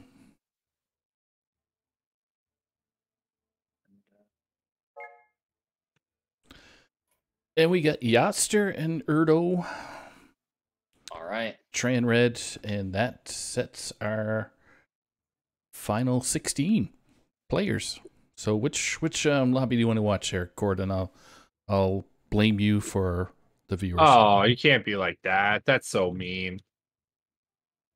I'm mean today. I'm just trying to get some of these guys that we haven't seen added in. Yep. So to make sure, it really depends. I guess we'll have to see who gets built in faster. Maybe that's the easiest way to do it.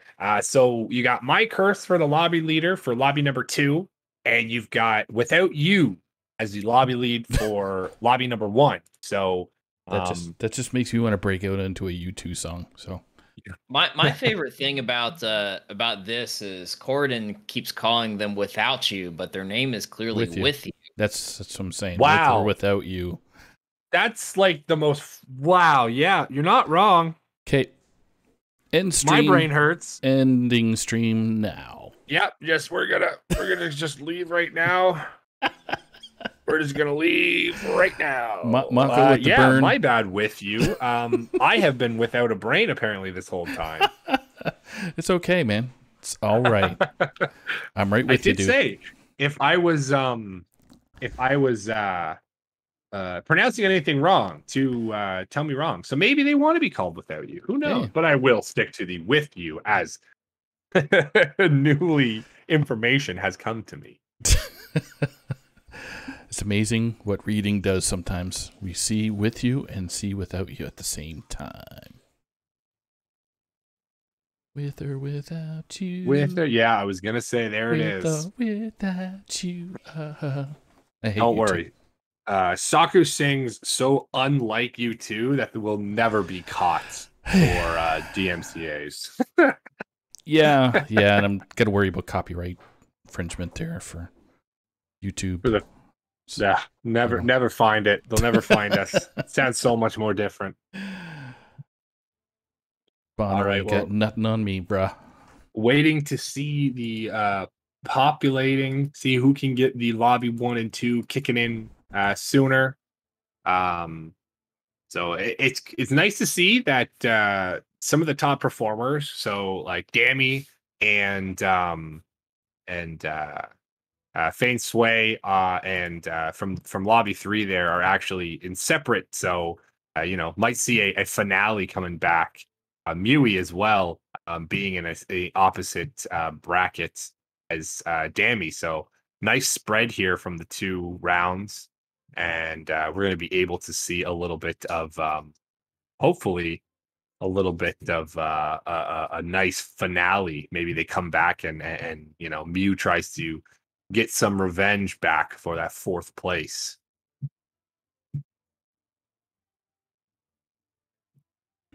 All right. So, what are we waiting on here? Just waiting for lobbies to kick up. Yeah, just waiting for With You and My Curse to create their lobbies, and as soon as we hear that one of them is prepared, we will probably just jump in with that crew to begin with. So We'll have to see. Oh my goodness, I am gonna have to relog real fast. I just got about 500 friend requests. I don't know why Blizzard does that. Lobby 2 is going. Lobby 2. All right, Lobby 2, Saku. That's the one I picked. See, number 2 because you're the shenanigans. That's what it is. Yeah. Shenanigans. Lobby 2. Okay. Lobby 2 it is. I am reloading here, Saku. I had a bit of a friends list bug, so yeah, I'm just gonna straighten up our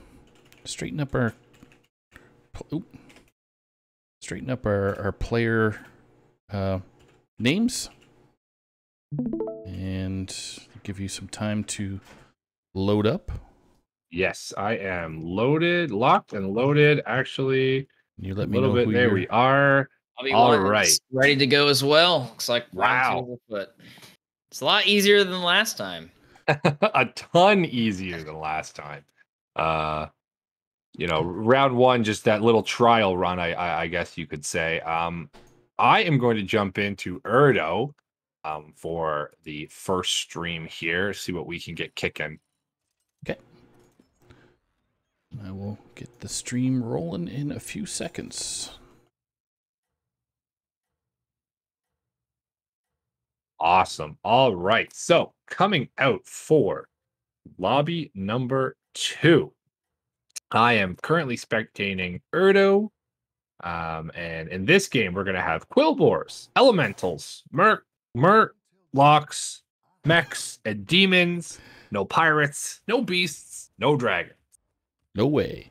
No way, no how. Going to be a quick little tie here between Tran Red and Erdo, and then I will run through a quick list of who we see. So My Curse playing on Toki. You've got Fane Sway bringing Ragnaros.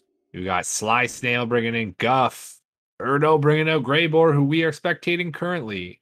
Tran Red coming out for Queen Togwaggle.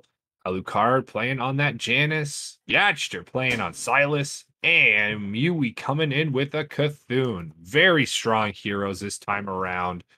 It's going to be an interesting match, to say the least. It's not too many high-rolling ones. Silas is an interesting pick, depending on if Yatchter can get some of those tickets and really abuse the fact of getting an extra minion, essentially, just from buying stuff. But, Ragnaros getting a hero power online early, or Queen Togwaggle as well. Togwaggle and Guff are almost the exact same. We've got a very heavy scaling lobby with Cthulhu, with Guff, and Ragnaros, and Queen Togwaggle. So this one might be a bit quicker than what we tend to see.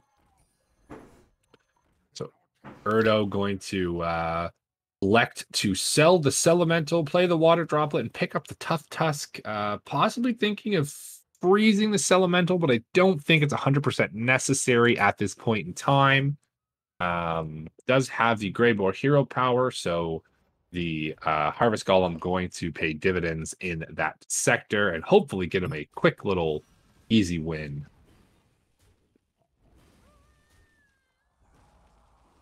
Okay. Just gonna spectate Alucard. Or Lucard. All right. Alucard. Yeah, whatever. Yeah. All right. So Erdo is cruising along with some Greybow. Interesting. There's no beast this round, which is typically, I think, where Greybow does its best. There's a lot of Death Rattle beasts, as obvious as that is. So typically, you would like to see Greybow then, but hopefully Erdo can make something happen here. Does find the double Roadhog and is going to be able to hopefully get some Blood Gem generation popping off early on here. Coming into Cthulhu, who most likely has a minion, maybe 2 on the board right now.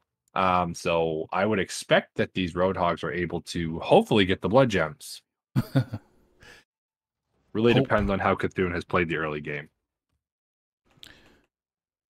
Cthulhu is pretty popular as a hero because of the way they buff, correct? Yeah. does. Yeah, it gets the 1 blood gem, Urdo. That's pretty good. It is popular because I'm not going to say that I will say it in a nicer way that Cthulhu's skill cap, I think, is a lot lower, pretty much because you still need to find a good direction. But at the end of the day, when you just press your hero power and you're buffing your board, you know, +7, +7, +8, +8, +9, +9 each time you use it, there's really not a whole lot of thought that needs to go into something like that.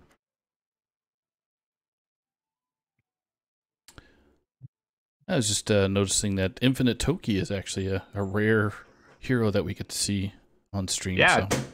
Toki is going to be interesting. We're actually coming into that turn right now. Toki has the refresh the minion or the Bob's Tavern, and then able to get a higher tiered minion. So it can definitely high roll with Toki if you power up, to Tavern 3 or 4 and hit a 4 or a 5 drop in such a way. So we'll have to see if we've done anything like that yet.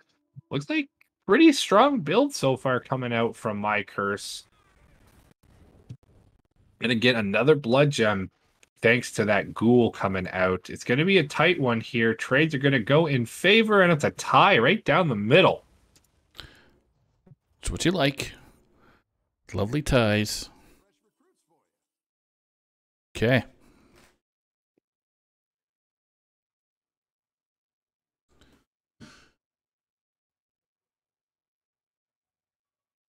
So what turn are we on? Turn 6 right now, so we'll do one more for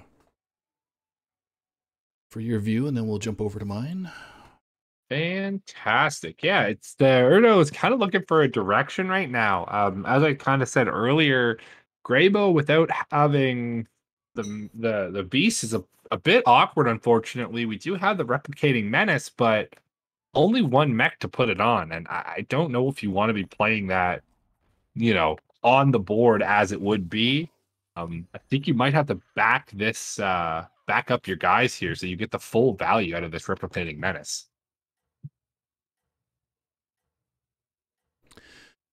And just for our viewers out there, Alucard is kind of doing a mech Quilboar kind of combination.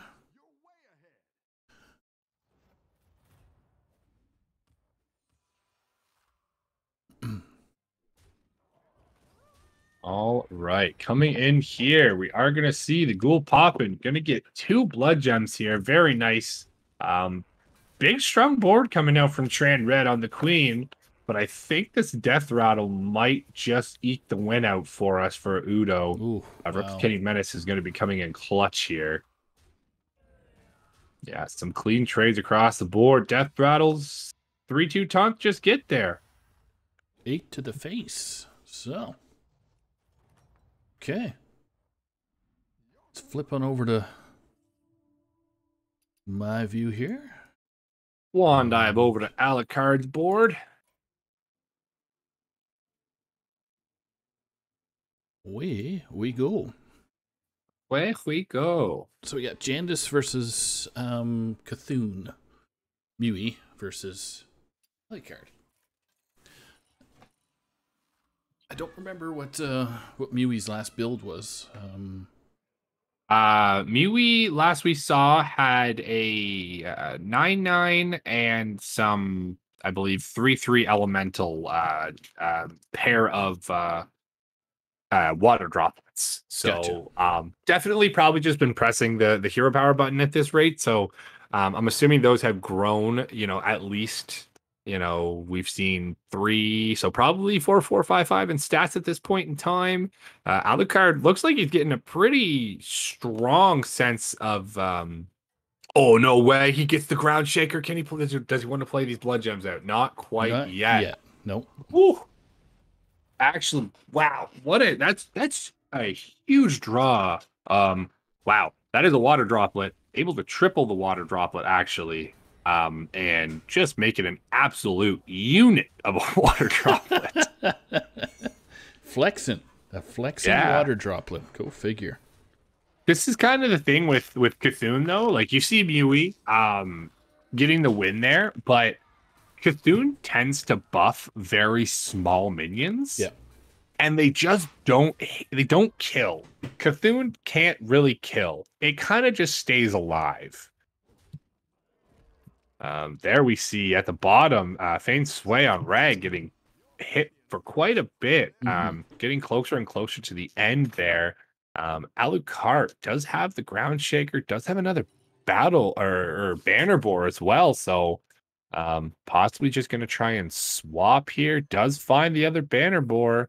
I'd be curious to see if we grab this Ground Shaker and maybe start rolling, trying to see if we can flesh out a little bit of Quillbore. I would say we're looking for. Go ahead.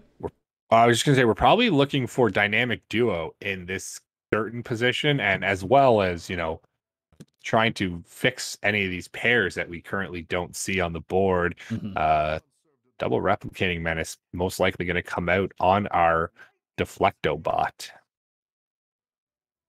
Nope, not yet. I'm just gonna see if we'll choose to use I would like to use at least some of these blood gems this turn. We're not exactly in a commanding position. I don't mind using just the 2 here. I think that's completely fine. +4/+4 across the board. I like sitting here and just waiting as well. Not the worst in the world. You've got banner boards that are double buffing as well. So very strong board coming out for Alucard here. A little bit of favorable bumps.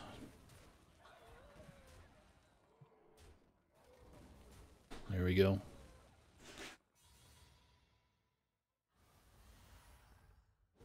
Wow. Okay. Tie it is. Yeah, wow. Tran Red starting to pop off with a little bit of the natural scaling built in there as well. Another pair if Alucard so chooses to go for. Might see it here, but I think he's. Oh man, no pair. That's disappointing. I think yeah. I don't know what you get rid of here. You're kind of board locked. You've got a handful of stuff and really no way to throw it. We're actually going to sell and play off. We've got a lot of blood gems in hand. I wonder if we're going to go for that other Sun Bacon Relaxer, sell it, and end on this Thorn Collar maybe, as we just got rid of our other Thorn Collar there. Yeah, because Alucard is kind of switching off of mech right now. He's just having Deflectobot as an annoyance. Yeah, really a sticky board. So 100%. Deflectobot's going to be a bit of a, I guess, bit of a winner when it comes to simply just like scamming out wins with the death rattle that's on it now, and also with the Ground Shakers. It doesn't really matter that it's not a very buffed minion because it just has 14 attack now, and it's usually always going to kill something or 2 things. Yeah, exactly. So Toki, all right, starting to pop up a little bit. This might be a very tough one though if Toki can't get through here. That tough toss trade does go in. I don't know if this is going to be enough for Toki to survive. No, don't think so. We'd have to get a. This is going to be a tie. Wow. A lot of ties for Alucard right now. I don't know if that's the worst thing at this point in time.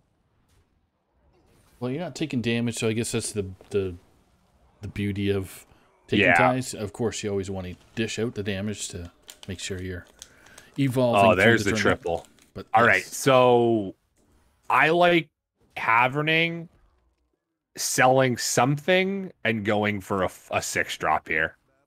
We could take the 5-drop, but I think 6 drops are just, unless we want to go for the Great Boar, maybe that's what we're looking for here. I believe the Great Boar is going to be, or Agam might be our best shot. Oh, he does Tavern anyway. Fantastic. Going for a 6-drop. Misses the Quillbores at Tavern tier 6. I suppose Foe Reaper with the ground shakers that we have right now is going to be the best course of action. Full Reaper's pretty good. Yeah, and I mean, with the golden banner boar in between the ground shakers, it's playing 2 on each of them, so that's 4 in total. So it's getting a +8 attack across the board just for free. So I mean, that's a 14 attack full Reaver, and we haven't even played any blood gems out of hand yet.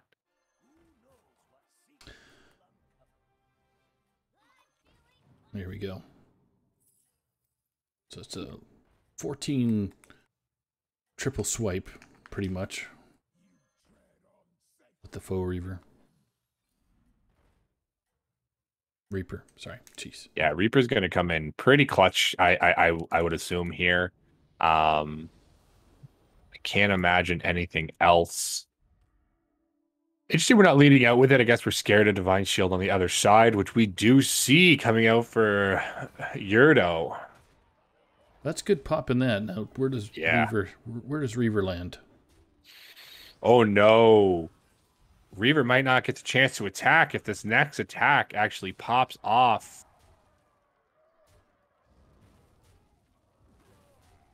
Wow, okay. Not the worst. Could have been a lot worse for Alucard there. Yeah. I think with the Divine Shield on Tough Tusk, we still have a very decent chance. These are all the death rattles that are going to come out for Yurdo.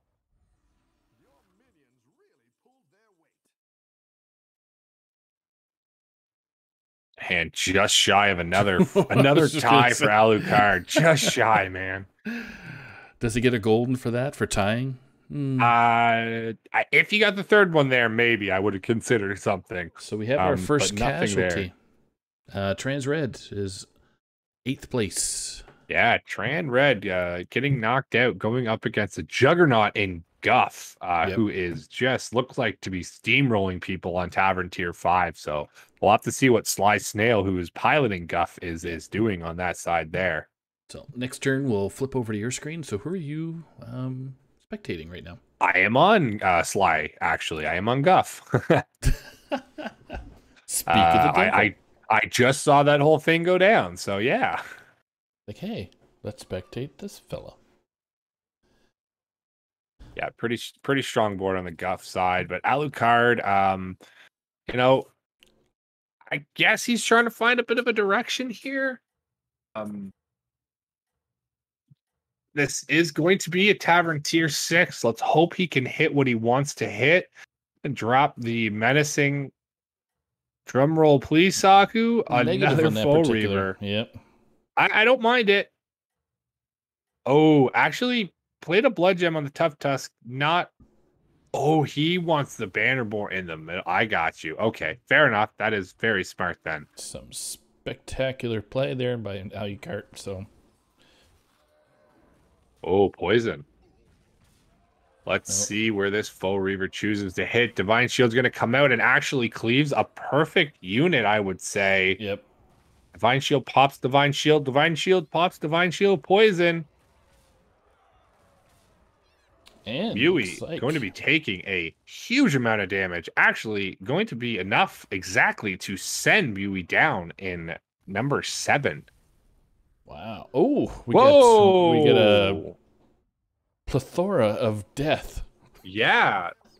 So we get Erdo 5, 6, 7. Yachtster at 6, yep. And then 5 is Mui. Yeah, so Mui, I was a liar. Did not go out at 7. Go out tied at 7 with a 5th. So we have our top 4. We've got Alucard sitting at number 1, Sly Snail sitting at number 2. Yep. A Feign Sway who took an early health hit, but looks like he has just absolutely been popping off. And My Curse sitting on a very nice 2 health at the current amount of time. Wow. So Sly right now, as we can see, why the board is as big as it is. Oh wow! Finds the second egg boar if we want to find it with the Faceless Tavern Goer as well. Going to be giving a +2/+2 across the board with the Charlie that we see on the far right side.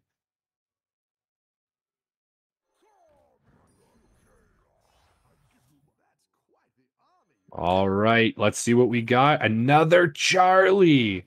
Ooh. Snap picks that Charlie. That's a +4/+4 across the board. And that, my friend, is going to be extremely strong coming into this turn for my curse.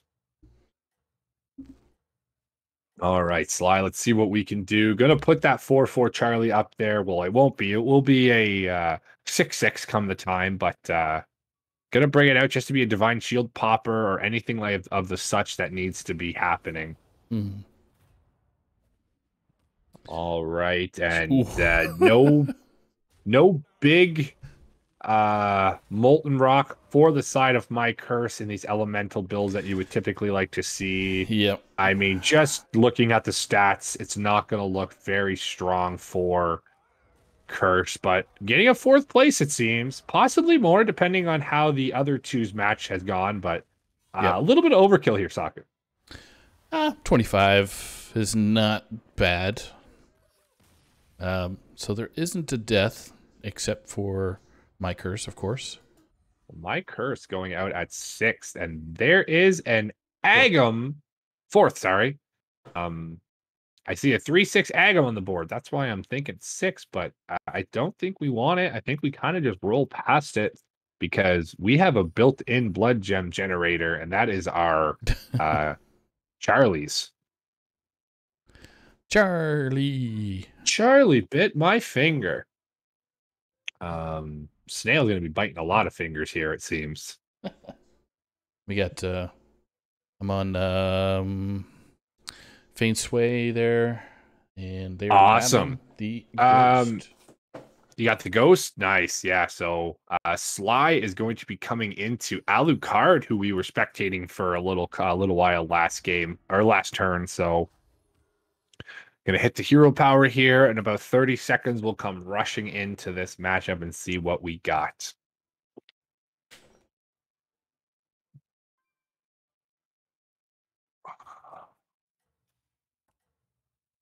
Yeah, this is it's very interesting, the build that Sly has going on right here. Typically, you want to see blood gem generation through, you know, bonks or banner boards, as we saw on Alucard's board, but very interesting. We're actually using it as a built-in Charlie to generate our blood gems. And really, we don't really have anything that benefits from blood gems.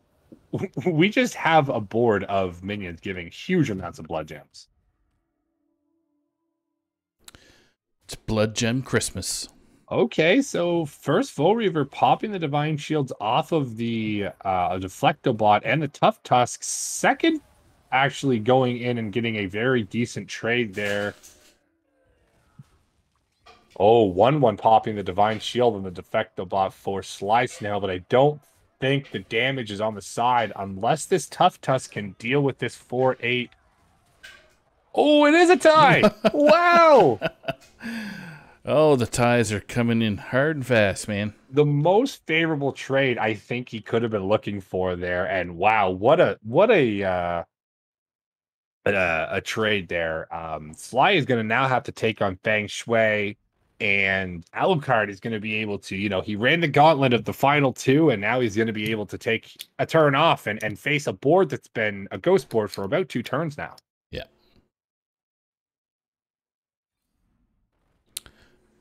So, hey, there's those Khadgars that Mew was looking for a while ago, but you know, not going to be paying dividends here. Picks up a Micro Mummy to hopefully pull a triple, because really that's all I think Sly is looking for right now. Faceless Tavern Goer can be very nice, but I don't know what you want to throw out. I think you could get rid of the 10/10 Charlie, but that gets rid of a lot of buffs across the board.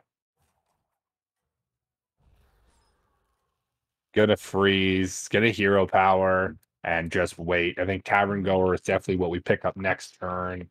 Can even throw the Annoyal module onto the Micro Mummy, so quite a few plays for Sly Stale next turn.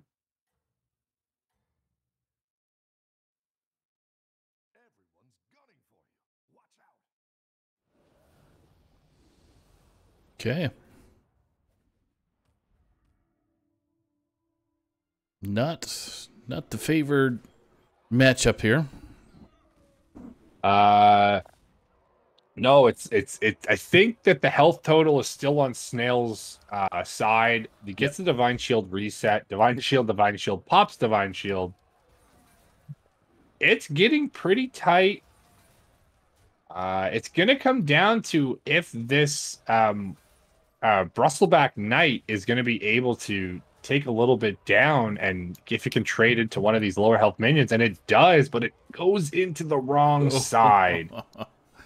That is going to be it for Fang Sway, taking a nice third place. Nothing to be upset about there. Nope. Sly Snail coming into the finals versus Alucard. Alucard was sticking around at the top of the lobby there since the beginning. So yeah, playing very well as Alucard. So we are going to pick up that Anoia module and the Faceless Tavern Goer. Now we're going to see what else. I am assuming we are pretty much just looking for more things to do, more blood gems. Gonna get this Anoia module onto the Micro Mummy. That is so nice to see in this late game. That can soak up a lot of damage. Interested to see if we roll a little more to try and find the triple on this Micro Mummy, or even a Faceless into a second Charlie. I'm gonna go Ground Shaker. I like it. Ground Shaker going to be able to give a +4/+4 across the board, or a +4, sorry, to attack to a lot of these minions here, and just get buffed up to a +6/+6 itself. Yeah. No Divine Shield bumper coming out for Sly Snail. Might be a bit of a misstep. We'll have to see. Last time we have a Golden Reaver on this side. Saku, I don't know about goldening your Reavers, man.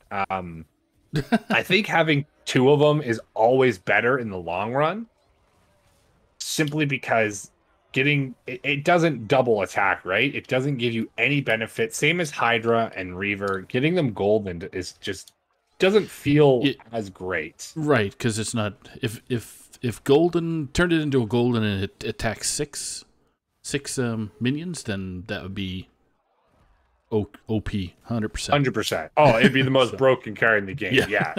Flat out. But with that, Sly Snail is going to be taking first place in round number 2. Wow. Congratulations. Yeah, very nice. So let's go to the lobby screen real quick. Update. Sly Snail making some serious good moves there. Making some big moves, yeah. And lobby 1 is not completed yet, but looks like they're down to the final 4 as well. With you is came 7th, with UMR is 6th, LZ John at 8, and Miyako at 5 currently. So, and for our lobby 2 group, which our viewers just saw, we had Mike Hurst come in at 4, Mui at 5, Sly at 1, Alucard at 2, Fiancé at 3, Yurdo at 7, Yatstra at 6, and Tran Red at 8. Oh, looks like there's going to be a quick break. Maybe. All right. No. See what those lobbies are saying, if they're ready to roll right off the bat. Doesn't look like right now, but taking about a 5-minute. We're about halfway in. We're about 2 hours into the stream. Yep. Grab a water, stretch it out a little bit. We've got a little bit more to go. Round tail feather. Yeah, shake a tail feather, like Nelly used to tell us to do back in the day. Yeah. Yeah, we've got one more round, or for one more match to play for the semifinals here. And then the top 4 from both lobbies will be clashing in a finale. So about 45 minutes to an hour, I think we got left, which is pretty much bang on to what we expected. So you got to love to see it, especially with the little bit of hiccups that happened in round number 1. I'm really happy to see how this is moving on and how the participants are really keeping it moving. So exactly, really love to see that. Just a quick reminder: is any donations or merchandise purchased, as well as basically subscribing to the THL channel, is going to the Trevor Project. So anybody that has a few dollars to spare, please donate when you can, or if you can.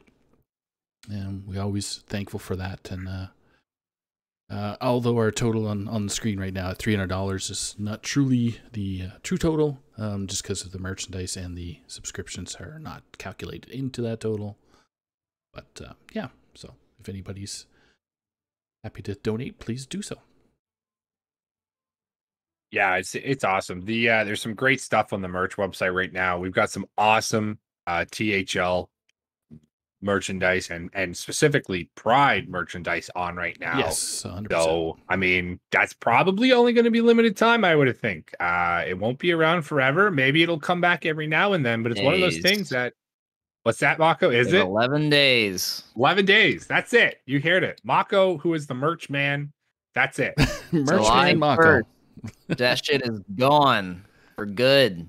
There it is. So until next year, maybe. Next year? Nope. Next year, different shit. Hey, difference. There it is. Gone for good. If you fancy yourself a collector, if you're like an achievement grinder on Hearthstone, and you feel a collectionist at heart, there's nothing better than having something that nobody else is going to have or able to get again. Get yourself some THL Pride merch. And it's going to a good cause. I still need to order mine. I'm slacking. I was going to order a t-shirt and a fanny pack, and I haven't even done it yet. There it is. My wife was actually saying the other day she needs a fanny pack for when she's walking the sun. So maybe I'll pick one up there for her. Get a little. There's some pretty colors on there. I'm not gonna lie. I was gonna order myself a pink one. Well, there you go, bro. Let's do it. Yeah, that's what I was trying to search for. Is the old link is in chat right now. So anybody watching, click the link, buy some stuff. Click the link again, and then buy more stuff. That's it. Yeah, you have to click it twice to buy more. Definitely do it that way. That's how you promote, bro. That's how you do it. Just buy stuff.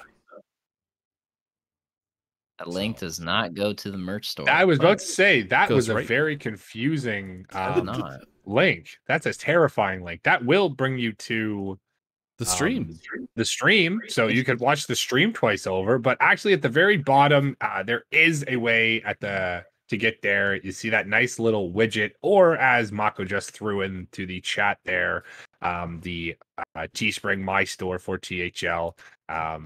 If you're a THL fan, there's a lot of new stuff in there for a lot of the if you're a Hearthstone Academy fan, Dad Legend, or just THL in general, Dirty Mike and the boys, F2L. I mean, any championship team that's kind of been around for a while, or in the classic Rip Carl bot shirt. Yeah, it was. Did they? There it is. Carl bot. Carl bot was not very successful in our Discord, unfortunately. So. Unfortunately, yeah. The way the dinosaurs went. Yeah, every time it started, it ended. So yeah. I have my THL series t-shirt on right now, actually. Hey, very good. I got my Dad Legend shirt about 2 weeks ago. I posted a photo, and man, do I love it. I always have a tough time buying like long sleeve stuff because as being a larger individual, getting long sleeves kind of scares me sometimes, but man, it fits exactly how it needs to. It's great. So I would recommend. It's very reasonably priced gear. You're definitely not probably going to find anything for the same price kicking around. So definitely look into grabbing some stuff, because not only do you support yourself and your fantastic style, you're supporting a great cause in the Trevor Project. Agreed. 2 words for you. Agreed. All right. So do we have lobby 2 kicking off here? Lobby 2 looks like it's getting kind of hectic. Don't make me sing the song. Sing it. But sing it strangely enough that it's not the same. No, I can't. No. We are diving in here. All right. So we got what do we have? Not in the game is mechs, elementals, and beasts. Beasts are just not favorable these past couple lobbies. So gone. Get rid of them. Get them out of here. We don't want them. So what's active is Cold War Pirates, Murlocs, Dragons, and Diamons. Diamons, man. We got in here a little bit later, but just a real quick rip through as we are looking at my screen here. We've got My Curse on Guff, Mewy on Captain Hooktusk, Fian Sway on Norsdamu, Yadster on Yashiraj, Tran Red on Jandis, Alucard on Utanus, Yurdo on Barov, and Silas. Oh, Sly Snail on Silas. There you go. There's a tongue twister for you. Sly Snail Cyrus. There you go. Exactly. So I would have to say this is probably the strongest lobby hero tiered wise that I've seen from today yet. Mostly. This is some pretty high tier. Hooktusk is very strong. Jandis is really good, but without beasts, again, there's only the 1 token to bounce if we're truly going that way. We are currently spectating Yashter, who is on Yashiraj, using that hero power and actually getting the Warden of Old, so banking himself a coin there. So pretty much hero powered for free if he chooses to sell that Warden of Old in his hand. All right, I'm just situating the heroes for perspective. Problem.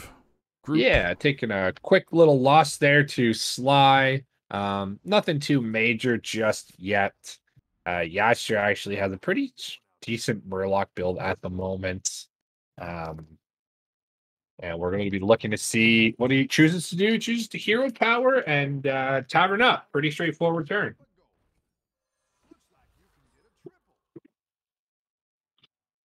Does find that triple for next turn for whenever they deem they want him. And honestly, he's kind of got a choice if he wants to go for a tier 5 or a tier 6 minion, because he actually gets the gold in hand. The tavern is going to be free, and with the death rattle coming in from the Warden of Old again, he could tavern up by the Murloc and go for a tier 6 and give himself some very strong direction.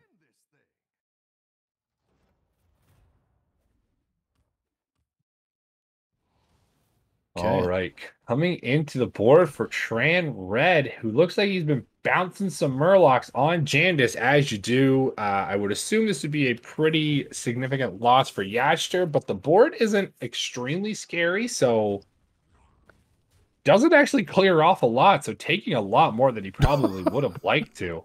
Come on, Yashter. He's our local guy that we like to torment every once in a while. Local Youngblood, yeah. Son to Ligor, who we saw playing a little bit earlier. So hopefully he can win his dad a Father's Day gift and maybe edge out some competition on the early game here. Does go for the Tavern 6 here. Let's see what Murloc Tie Collar is going to get. We have the Primal Fin in hand as well. Amalgadon. Ooh. That actually is only an Amalgadon for 2 minions. Because Warden of Old is nothing. He took the Tide Razor. Huh. You sound shocked.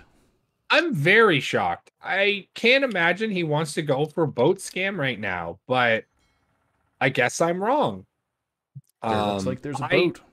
Looks like he's decided to go for the Amalgadon or go for the Murloc route, but actually got rid of the Amalgadon. I can't really fathom that because Amalgadon is so strong when you can build it into a Murloc build. I guess you can't fix it with the mechs being out, so that probably is a huge proponent of why he chose to go that way. What 5-drop minion do we get? We got Agam. Not Oh man, in any other sense, I think Agam would be probably one of the strongest hits that Yasher could get. Yeah. But unfortunately, no Menagerie build coming out for him. Let's see if this boat can scam. Hey, remember that Amalgadon I was talking about? Yeah, he just came up and said, "Hey, I got an A6 on board. Let's go." Boop. Oh, valuable trade there, but it's just going to be enough too to get a tie here for Yasher, which I think is honestly the best he could hope for going into a turn that he taverned. Oh boy. Choices. Yeah, I think you have to leave the Great Boar, unfortunately. Toxfin You got takes another triple. All right, what are we looking for, Yatcher? Charlie boat. And another boat. Oh, Charlie finds the Charlie. Finds the with the boar sitting in the other shop. Gimme Cocoa Puffs. Oh boy.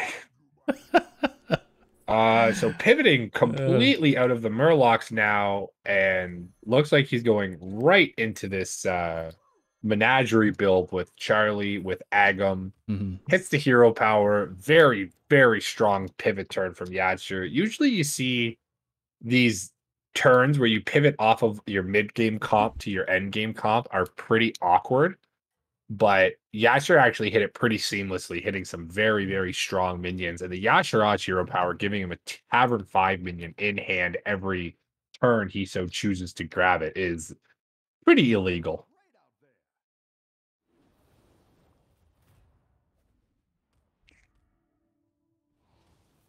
All right, that is a brand, and he just got rid of all of his Murlocs. A very strong board coming out on the side for Sly Snail. Not the high roll that Yasher probably wanted on that boat. He's going to have to kill some stuff here, or he is dead. Sorry, I had to step away from the mic there for a quick sec. No problem. Yeah, tease my wife. So just absolutely coming under there from getting popped, going down to 4 health. We do have our first kick out though. Yurdo is gone, taking a hot 13 from Guff, who's sitting in a nice number 1 spot. Guff is the stuff. Guff got the stuff. Yeah, sure. Rolling through, trying to look for anything Tavern 5. Find some more blood gems, I think, is really the most important part here. Finds the Razorfin Geomancer for another blood gem, most likely.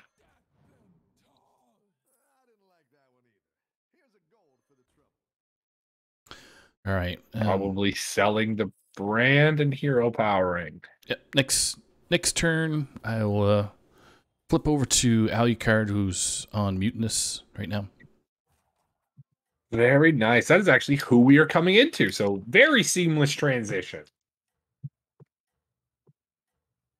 Or because of me. Yeah, that's it. It became a seamless transition. Joking, of course. Seamless. Seamless. Pay no attention to the man behind the curtain. That's right. All right, let's see if Yatcher can eke out a win here versus Alucard. It is going to be tight. We get a hook or a hogger from our hero power, which is not the worst. So it's going to come down to boat scam, I think. And that's a big scam. That's a massive scam. That is the scam of the year. So, is it lethal? No, I think he'll be okay. Yeah, just shy Alucard. So Yats, you're getting a favorable boat there. And with that hit to Alucard, we will pass the torch along and start following along to Alucard's board. Yeah, so Alucard is currently mutinous or mutanus. And I can't seem to get... There we go. We're switched over now. Perfect. All right. So finds a brand on the board there. Goes for the Mirazon to try and see if he can find a little bit more. Sitting on 2 pairs and a dream. Dreaming. All right, gonna start playing some of these blood gems. 3 in hand. You get 5 typically with the battle boar if you want to end on it, or the banner boar. And there is another. I like getting rid of one of these dragons and picking up that dynamic duo, baby. Double buffs on the dynamic would be very nice, but Alucard is going to go for some boat scam of himself. Saw what happened to him last round and says, I need a little bit of that in my life. Gimme, gimme. All right. And Bob thinks he can win this thing. So, let's see what Alucard says.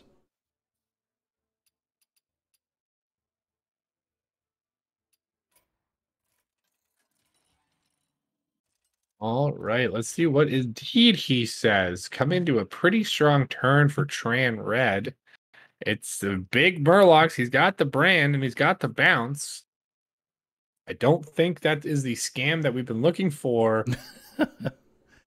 This isn't the scam you were looking for. No, not at all is what exact lethal coming out for Alucard. Unfortunate turn of events there. But actually, he's not the only one going down there. We also see Fane Sway going out in a 7-6 tie. Wow. Okay. So, we're flipped over to Corridon's view real quick. Yeah, I'm currently sitting with Mewy, who is playing as Captain Hook Tuscan. A bit of a interesting menagerie build going on, basically buffing up the board around the Captain Eliza and spreading out those buffs as much as possible. I think just hoping to eke into a top 6 here, or a top 4 here, sorry.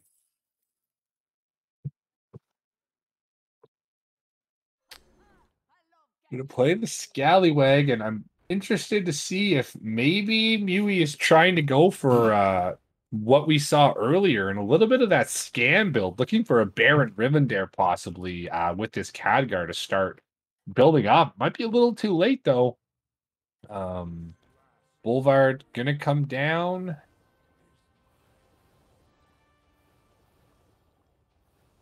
All right, we will have to see if Mewy is going to survive. Guff, who just took a little bit of a hit there from Yashir on that Yashirage. So Here we go.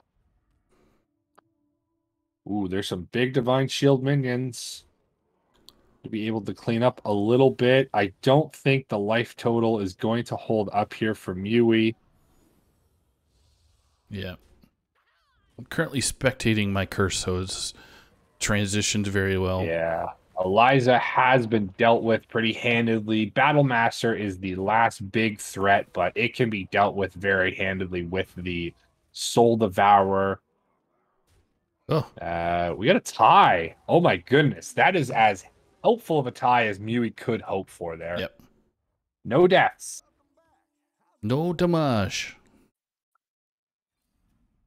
Yashir actually got the ghost last time, so got another turn off, and Mewy is coming into a very powerful Yashir who just knocked out or knocked Guff for a very strong amount. And I think my curse on Guff was pretty much undefeated at that point. So getting an extra turn, Mewy has to be very aware of what they're coming into here.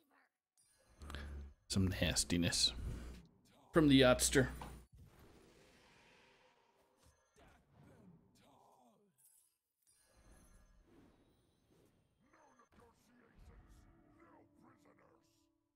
No negotiations and no prisoners. Where are these blood gems going to land? All on the Bristleback Knight, except for a one shy coming out on that Battlemaster. 35. came to 41, so send me 35. All right, so we will see if we are able to sneak past the Yashiraj that we see. It's going to be tough. Very strong board coming out. That Agam is absolutely massive. I don't think there are enough buffs in the world that this Scallywag and Eliza combination can benefit us. Down goes the Bristleback Knight. Down goes Mal'Ganis. And as these trades happen, Mui is going to be sent back, hoping to scrape into a tie, I would assume. Oh. Yeah. Down to 3. Does get it, though. Mui does get the tie with my curse and sneaks into a tie for top 4th. So that leaves Yachtster, My Snail, and who? Yasher, Sly Snail, and I believe Alucard is still in. No, Al, you got bumped out 7th. Man, now I have a map. Tran Red. Tran Red is still in. Okay. So I'll spectate Tran Red. So next, if you want to spectate, jumping onto Yachtster here. Yeah, Yachtster coming into, so I'm into Tran Red's board, I believe. Yes, so the Silas there, Sly Snail and Silas is dodging and getting the board, the Guff board. So Yachtster is going to be coming into the, I think Tran had a very Murloc-centered build, had a early brand and was popping off on some very large Murlocs. So might be what is needed to take down Yachtster here, who has been pretty much steamrolling from the moment he had that pivot turn. Yeah, where we left him, where we were questioning him and bastardizing him for going Murloc. Ooh, unfavorable trade. Up come the Divine Shields, and these Murlocs are just too big. Chomping. There we go. So, lethal. The Yachtster getting 3rd. Yeah. Sneaking into 3rd is Yachtster. Tran Red is going to be coming into Sly. And we'll flip over to my screen. I will jump onto Sly and see what we are dealing with, but that should be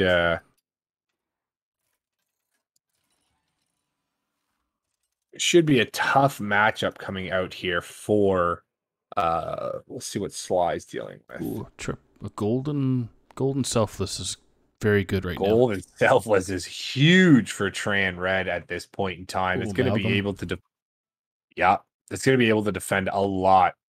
Poison Divine Shield, probably just going to swap it and try again. It's a health buff onto his amalgam. Jeez. So, you know what? I honestly like, I want to get rid of that amalgam because I feel like if our Divine Shield hits it, it's really the only way we could lose. Yeah, because it's such a low minion, low statted minion. So yeah, there's just no value coming out of it. I know it'd be great if we could triple it, but I don't see it happening. There is some value. It's throwing. I suppose. I guess, Saku, at the end of the day, the most value that I'm seeing, and it's probably the best value, is this is a 6/9 Amalgadonger. There you go. Right? So if that one hits the 6/9, we're good. Nice. Thank you, Mako. All right, so Divine Shield's coming out on the side of Sly Snail, but I still think these Murloc, not only are they too large. Sorry, I have a neighbor who likes motorcycles. Didn't hear it, so we're good. Perfect. I can. It's loud. Sorry if I'm yelling. But yeah, these Murlocs are just too large. The poison is just paying dividends. It's not lethal. Nope. So, Sly has an opportunity to find what is needed in this case. But I can't imagine that it's going to be anything too crazy. Off goes the 2/8 Divine Shield. We find the poison on this stat of the Amalgadon. So that is a 9/6 now. So I don't like it as much. Now it's at 11/8. Now everything's wrong. Now it's backwards. Now it's backwards. Lobby 1 has finished. Ooh. Okay. We have live updates. Our name we don't know how to say. 4632. Yep. Yeah, taking first place with Dami De Ma taking second, Miyako in third, and then Jay Crick moving on with fourth. So those will be 4 going on to the finals. Excellent. Very nice. Congrats to those 4 players. Yeah, really strong performances coming out there. Jay Crick getting in just under the dome with UMR having a 9.5, Jay Crick having an 11. So very strong from Jay Crick being able to force it through there. We'll have to see how lobby number 2 finishes up here. I don't know if Sly has found the answers. He has a Adina that gets a Divine Shield, and that's really not where you want that Divine Shield to be. You want it on the 1/1, right? Yeah, 1/1 or any poison. Yeah. There's just really no way that this single Amalgadon can carry. Bronze Warden is going to give it its best effort, but at the end of the day, it's going to be a Murloc Swarm. Yep. Amalgadon surviving on the side of Tran Red will ensure that this is the last round we see. It's Tran Red with a big first place after being 8th last time. So yeah, Tran Red they absolutely needed that win if they wanted to stay competitive in getting into the finals here. So we will have to await for a few scores. I believe Sly is pretty much guaranteed in with that second place victory. Would be 8 points for them. Outside of that, we are still waiting for Tran. Has 11 points. And so I believe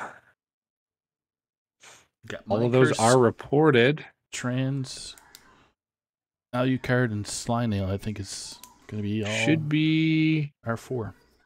Yeah, so Sly getting in with 18.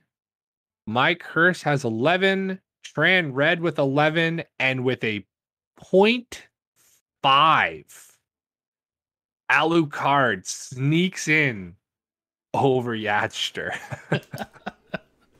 Oh, can't call it any closer. Yatster just didn't get in there. The tie for Alucard last game actually paying dividends for them there. Looks like pushing through into the final lobby here. So there is our lineup. There's our finals. Some familiar names we've seen. Dami making the way and cruising through round 1, taking a pretty second place in lobby 2, and finally in the finals here. Jay Crick fighting his way through. Sly coming through, and Mike Hurst, Alucard, all names we've been seeing pretty much throughout the whole stream. So it's going to be a awesome job coming through. Mayako will be your lobby leader. So take a little time if you need to, and get added into that lobby as soon as possible.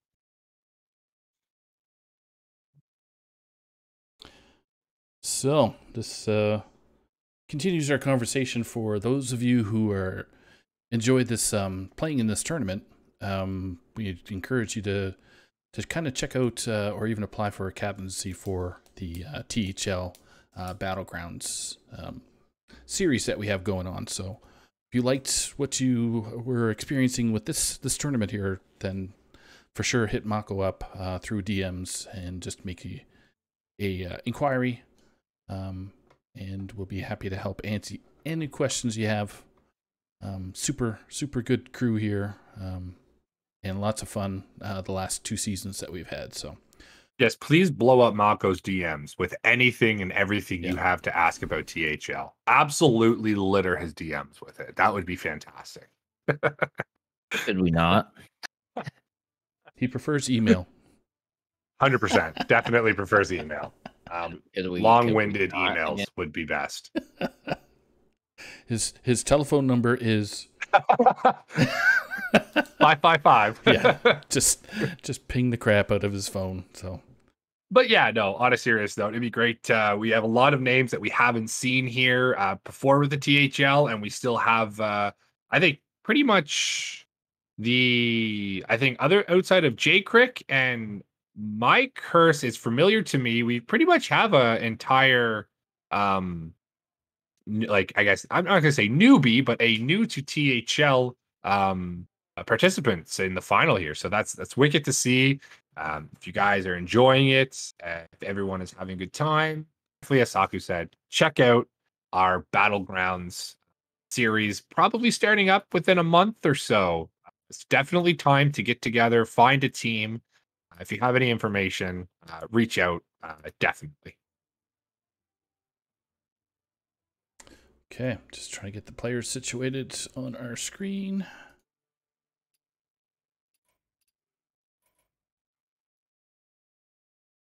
It's not really.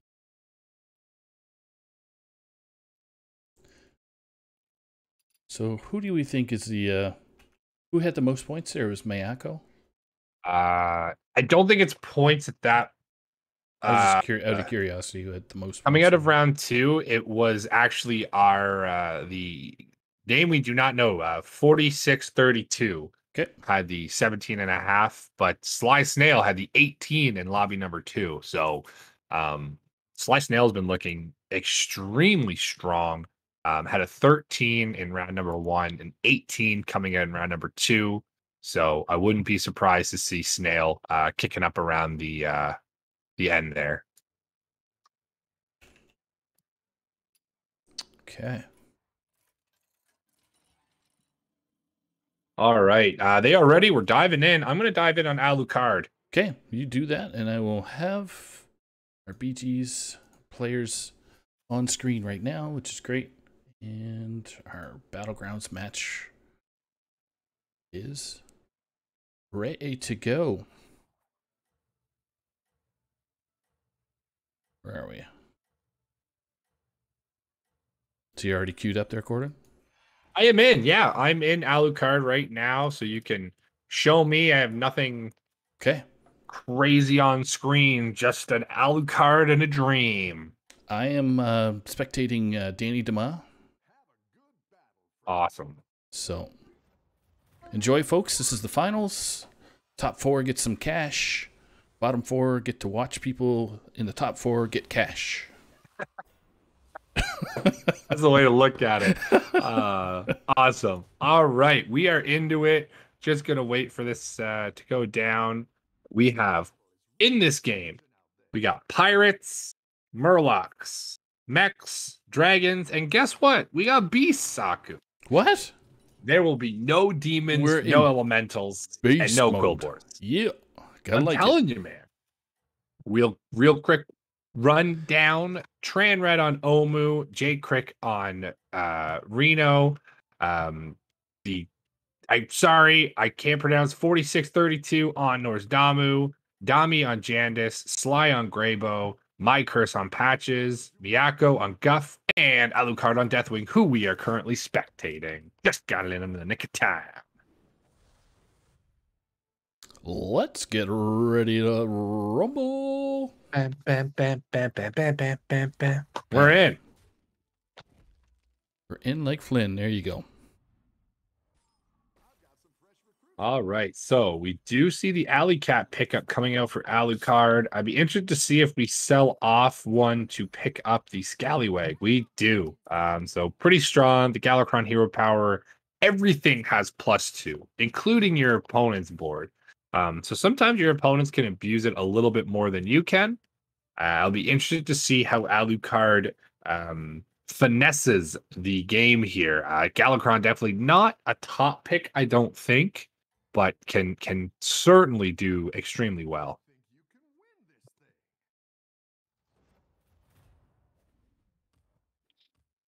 All right, looks like going to be able to rip off a little damage there.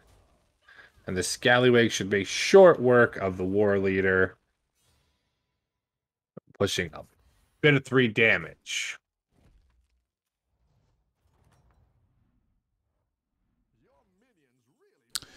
All right, almost done. So it's good to see Patches Pirate making an appearance here. Steffi would be super happy and super proud. She loves Patches. So Deathwing is an unusual pick, but for Alucard, not a normal pick, right? Deathwing is not normally a... No, it's definitely not your atypical pick. I've been saying Galakrond the whole time. It's not Galakrond. You're correct. It is Deathwing. Galakrond, I believe, is not in rotation right now. But yeah, it's not your atypical pick. It's definitely a hero power that just kind of falls off by the end of the game. And the fact that your opponent also gets use of it is very interesting to me. So we'll have to see how it goes for Alucard and if they can use the early advantage of it and hope their opponent doesn't get any as well. Looks like we're going to have a straight up trade here. A tie coming out between Tran Red and Alucard. All right. Get Danny DeMai is a...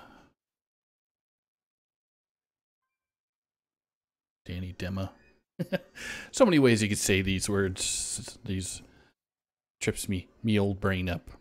Oh yeah, just I guess that's the thing with having newer names that we haven't had a lot of experience with. We're just old and we don't know how to pronounce things. Saku's right. Yeah. Everything we do here. Oh, that was my foot. It's okay. We're back. I'm still alive. Still has and 2 feet. That's good. So 2 feet and a heartbeat. We're ready to go.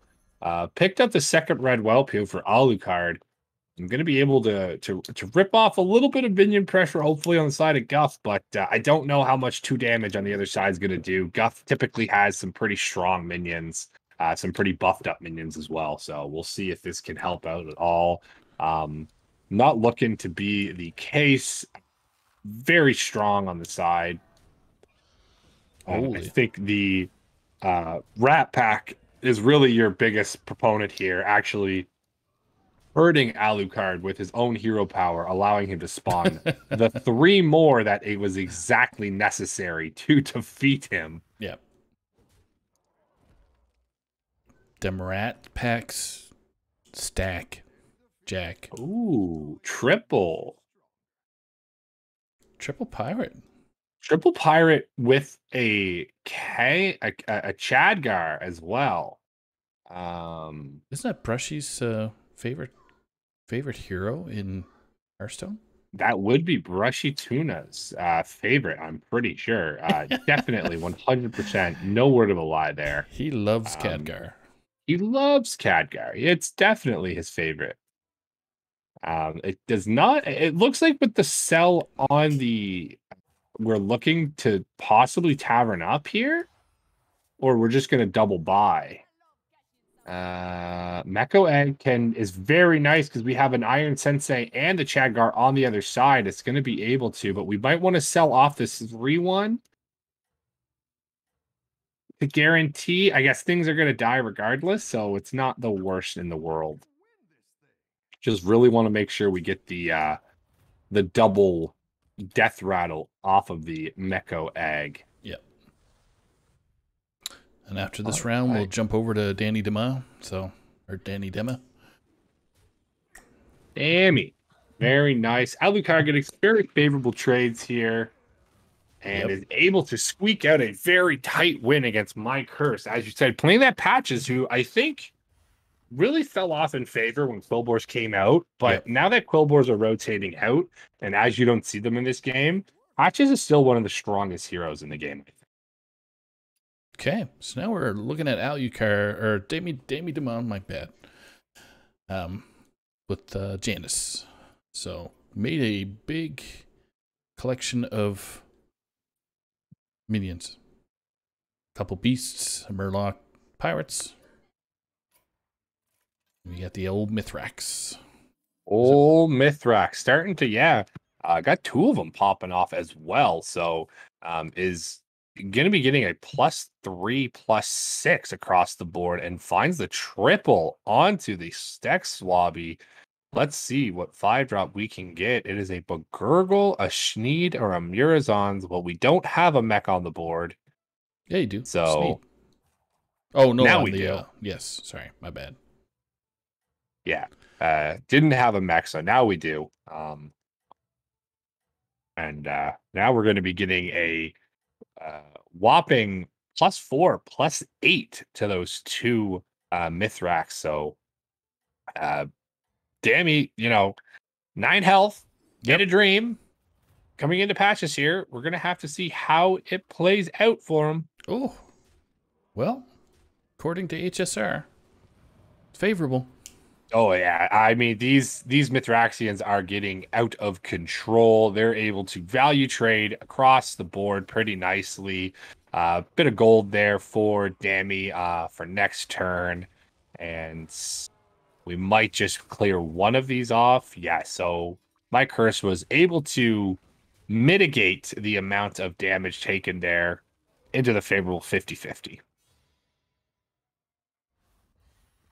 Ooh, there is a Toxfin for our lone little 2-1 if we so do choose to go that route. Go get rid of that little 2/2 cat, kitty cat, alley cat. Yeah, even the 4/4. Okay. He's got the old Merc guy in hand that he'll probably go with instead. Toxfin's gonna give him another roll here. And we still have the same amount of buffs. I guess the question is, does he want to bounce anything here? That's Deflectobot's enticing, but even would bomb be better? I think Deflecto might be because you can actually get a reset off of the Sneeds as far cry as it might be. Sometimes that Death Rattle minion can be a mech. The legendary minion can be a mech, and you get the reset on. But it's also just a minion that is probably going to get at least 2 attacks or a trade and an attack. I'm surprised the 2/2 is still on the board, but it's simply because it is Menagerie. not just a 2/2; it's a +2, +4 to his board, right? Yes. So as soon as I think he finds a better beast to swap it out, it'll probably go immediately. But right now, it's just so strong for Dammy.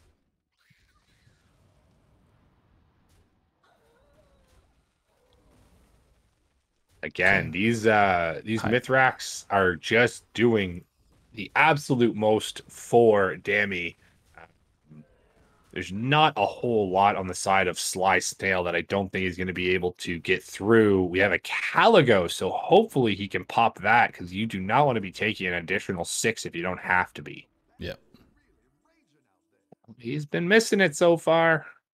There it is. All right, does finally pop it.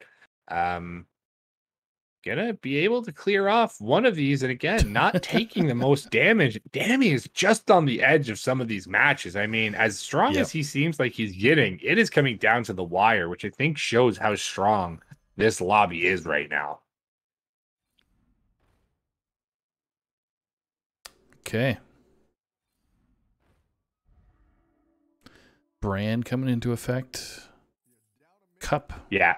This is your atypical with Candace now, he's gonna be Brand and bouncing jugs and mugs, I think. Jugs and mugs. Jugs and mugs, bud.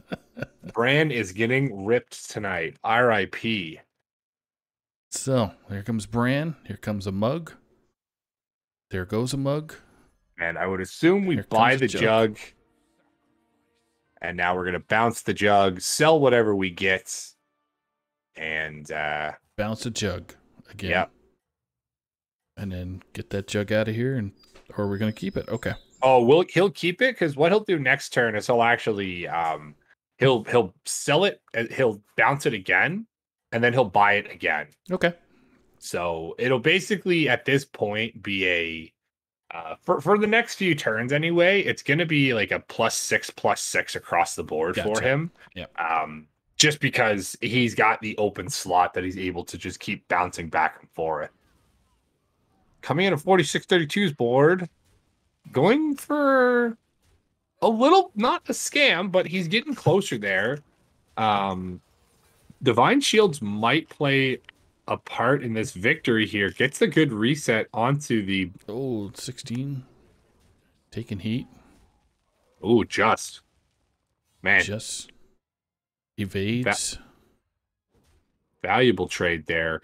Takes 3 less damage from that trade into. So we might just roll here till we can find something else that we would like to buy. Arizona can be interesting. That's what we're going to go for. Just give me a sec. Now we're going to most likely bounce this jug here now. Might see one more roll beforehand. We do. Oh, it's another Mirazon. So you'd hate to see the Mirazon get grabbed here, but it's not the worst. We do get a Dex Lobby, so that'll be just sold off. Mirazon's going to probably come down. There's a lot of gold in hand here. Yeah, I think you have to play the Mirazon, and then you can buy the other one as well.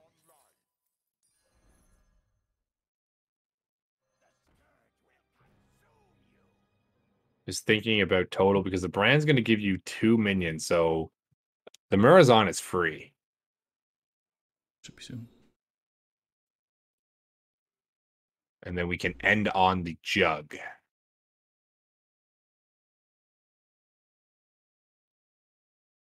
Interested in the thought process for Danny right now. Yeah. Maybe wants to hold this Mirazon for next turn. Throwing the jug back in to action.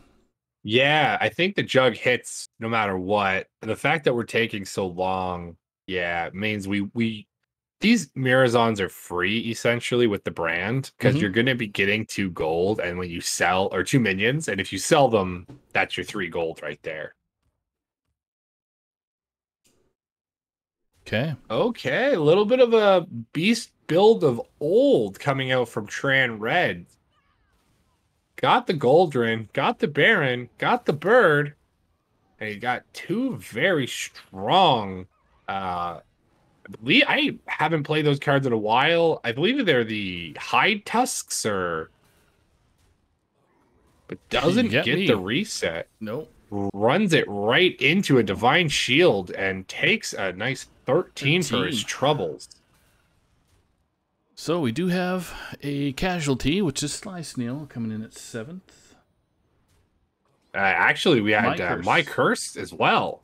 My Curse at 8. My Curse was the turn before. We actually, unfortunately, just missed that. So My Curse going out at 8, and Sly coming out at 7th. Very uncharacteristic of Sly, who's been a very dominant performer in this tournament. Yep, so far, yep. All right, so bought the second Mirazan as a second Menagerie Cup. The question is now do we get the Anoia module? I believe we do. And we're going to sell. This is going to be a lot. Oh, double Baron. Okay. Is it a triple? It is not. But hey, do we want to pivot into Death Rattle Beasts? Hey, there's another mug. Little magnetized play there. Mugs. Yeah. Jug. Well. +3/+3. Rip Snarl's been in the hand for a while, so let's get that out of there. There's a lot of gold for Dammy this turn with those Mirazons. able to turn it into something very nice. Is going to hold on to the Baron and Goldrin. I really like that. So Baron just because of the triple potential. 100%, yeah. Yeah. I can't see him pivoting to a Death Rattle build. Death Rattle comp when he is such a strong comp right now. But just the potential triple is massive. Yeah. Potential death here for Alucard there, I think it is. Yeah. Strong board of his own, trying to get a Mithrax kicking off as well. Good Divine Shield hit, but I just think there's too much damage and health on the side of Dammy right now. It's just going to be a matter of fact if Alucard can clean up some of this mess, but I don't think he can, and that's going to be it for him. Lethal for Alucard, so 20. Not 12, 20. Count it. So, another casualty. We have 6th spot. We got Alucard.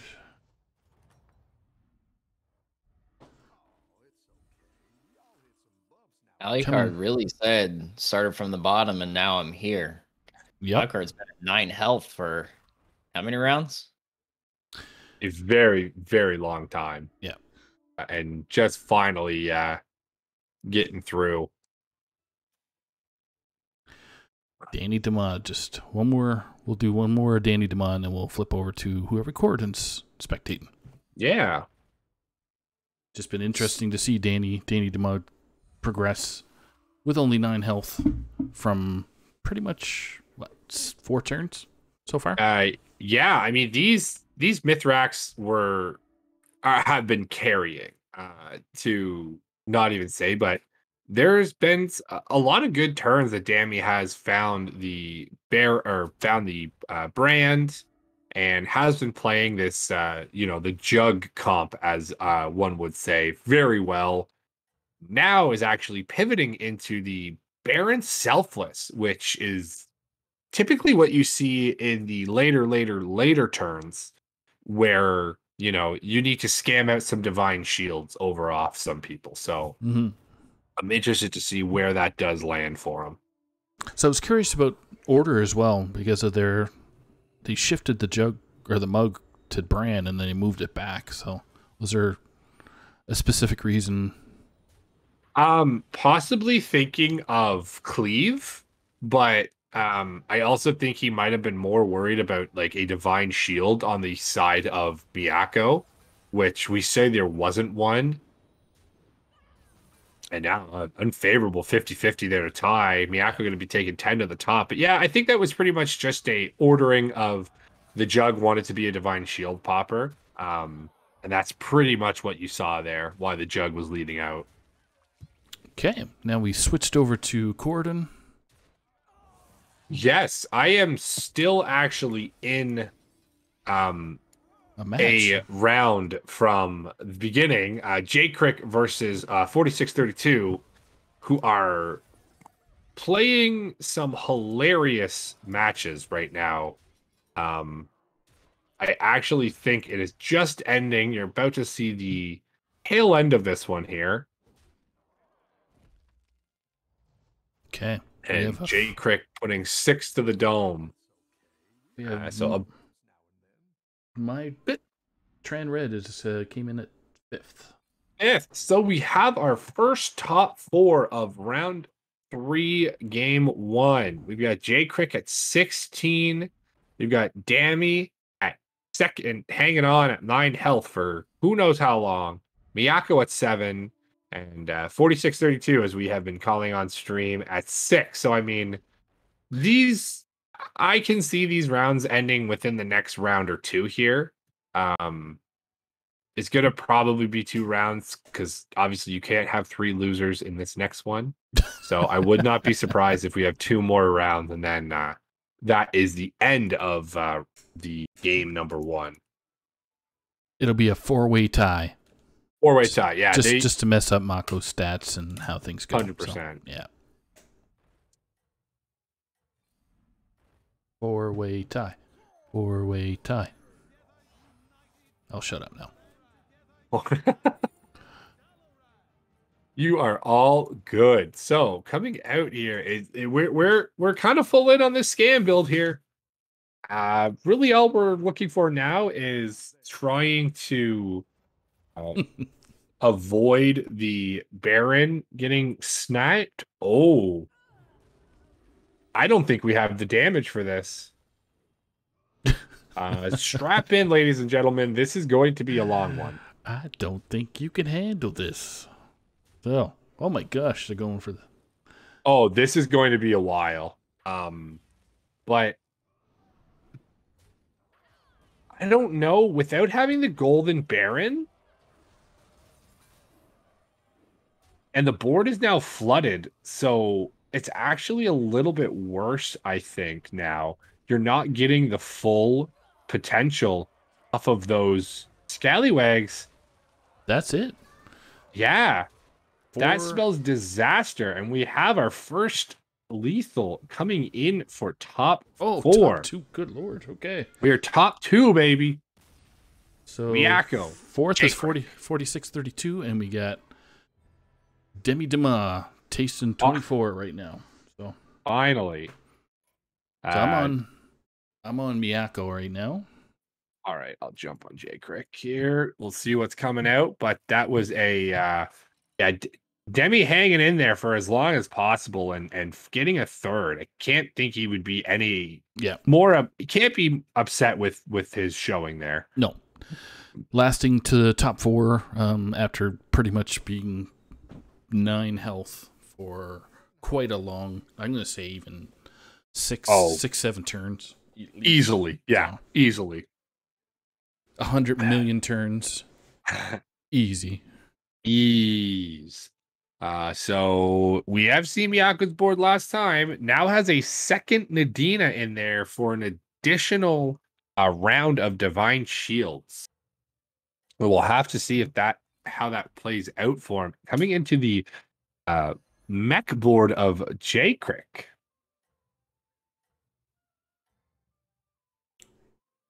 So, top 2 folks.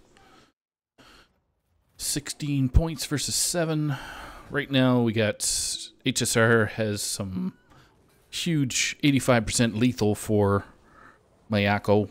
Yeah, I think these resets on the Divine Shields are really going to be what spells disaster for J Crick. It really depends if. Oh yeah, so there goes Baron. Kangor is not going to pop off as well as he would have liked it. And there is just no legendary in the world that is going to save him here. So, slight overkill with 27 over 16. Just small. So, round 1, Miyako number 1, J Crick number 2. Got Demi Dema with 3rd place. So, go to our lobby screen real quick here. Refresh. Fresh. Okay. Refreshing. So we got 4632 4th place. Tran Red at 5th place there. Alucard at 6th. Sly at 7 and Makers at 8. Terrific games today. Holy crap.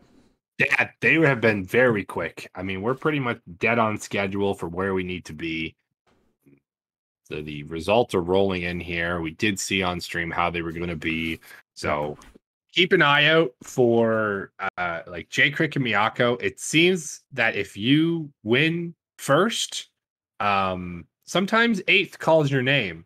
We've seen a lot of people go 1 and 8. I do not want to curse that with Miyako. We also saw somebody go 1 and 2. So hopefully that will be the case in that one. J Crick getting a 2nd is still very, very strong, and Dammy has been playing very well for themselves, as well as Sly Snail. I mean, as I go through the names, I could talk about every one of these people that have been playing extremely well throughout the entire tournament. Yeah. If history proves us right, then Miyako should finish top 4 because everyone who has gotten 1 first place has finished in the top 4. There you go. So hopefully Miyako takes a little bit home if everything doesn't pan out 100% correctly. So 11 has Mako, been the safest cutoff number. okay. Some statisticals for you to absorb. Now, I have a question for you two. All right. Would you say that you've gotten to know these people as players over the course of these 3 rounds? They become familiar household names to you in your minds as you're watching them play? I would say so. Definitely. Have you found them interesting and nice people to talk to in the chat, the channel, our Discord channel? Yes, there have been, people posting you got bird selfies from Curse and a whole bunch of people just being, very nice, GGs, have fun. So it's been a very delightful Friendly bit to atmosphere. watch. Yeah. Yes. So would you say that these people should highly consider becoming parts of the THL community and maybe sticking around for the Battlegrounds series that should be starting sometime next month? I would Absolutely. highly suggest it. Yes. So Me too. Well, we're on the same page. if we can spam that to the individuals that are in the tournament Discord channel, then we could do that. Say, hey, you like this, you'll love this. Watch me. All right. Well, with that, watch me indeed. We are into the final game. Round 2. Game 2, round 3, finals. This is it. Something. Game 2. I can't say game 5 because it's not really game 5, but it's round 3, game 2. That's 5. Oh my god, math. Boom. We're in. Shablam. Okay. So we're going to reset the heroes here. Corden's going to go through his normal spiel of who's doing what's got banned, and where I am. Spiel Rooney. Yes, sir. I am on Tran Red currently. Really fast. Just played off of the... So we are, I believe, looking at my screen. We are right now. So we are on, in this game, Elementals. We got Murlocs. We got Mechs. We got Demons. We got Beasts. No Pirates. No Dragons. And no Quillbores. Sakuman. As this next round kind of goes through and concludes before I run through the players and who they are on, no Quillbores again. Have we only seen Quillbores in the first series? Once? It's been 3 times. Twice? I'm going to say yes. 3 times a lady.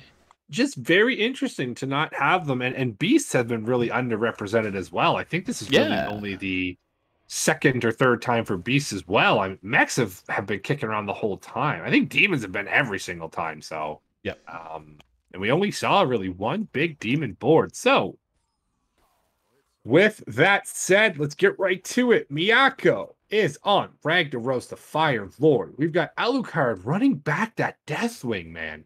Guy likes it. Why not do it? We've got 4632 coming in as Cthulhu. We've got Tran Red, who are we spectating as Greybow. We've got My Curse as Sir Finley using the Millhouse Mana Storm hero power. J Crick on Omu. Sly Snail on Ticketus. And Dammy on Zyrelia.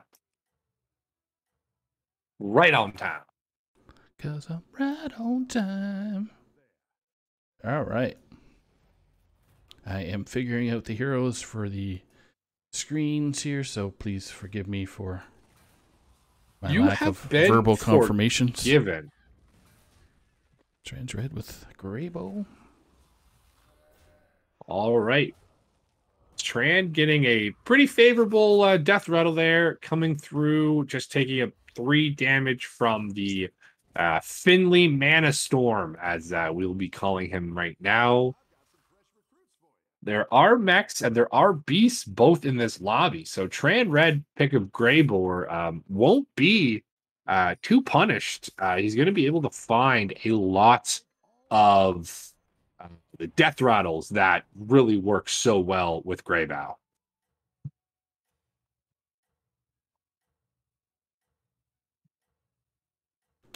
Okay. almost done. No worries at all. Pretty basic turn 4 there. 6 mana, double buy. Pretty much don't do anything different for Tran Red for most of the combatants in this match right now.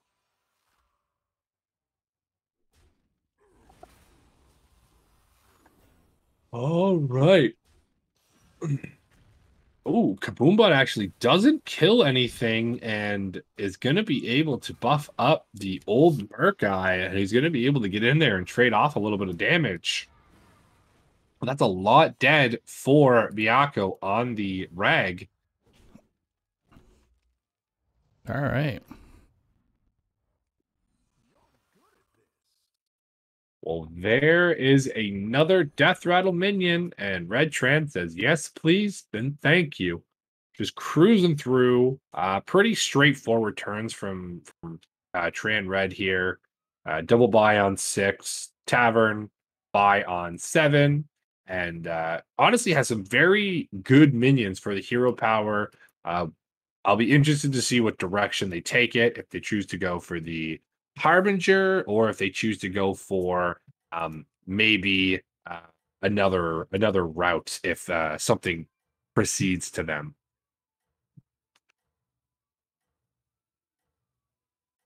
I'm just watching Alucard. Got quite a few things in plan, so when we switch over, it's pretty interesting what they're doing. So another great transition, because that's who we're coming into here, man. Bam. Couldn't have planned it any better. Alucard is really loving the bombs, the Deathwing. Yep, and the Deathwing, of course. The bomb's going to take care of that, but not the Reborn, man. Yep, Reborn. Reborn is going to come through clutch for Red Tran in that match. Okay. One more time for you, and then we'll flip over to Alucard. Run it back once more. Rolling down, finds a replicating menace, but not much else for Red Tran. Gonna throw this out onto the Microbot or Micro Mummy. And I'd be interested to see if we just don't pick up a spawn here.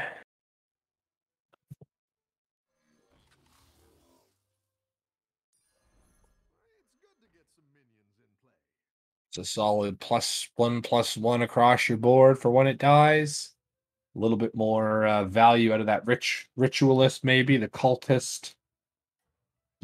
We shall see how Tran pivots from this, what I think is a very strong mid-range game right now for them.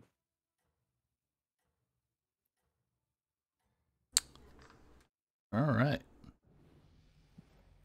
Bob thinks they can win it. So Bob is the, Father's Day. Bob is the father of the tavern. These are the Cthulhu buffs that you like to see. Having a Selemental for most likely turn 1 as a 16/16. And there's the Divine Shield is more than likely going to spell disaster for Tran Red in this matchup. Yeah. Agreed.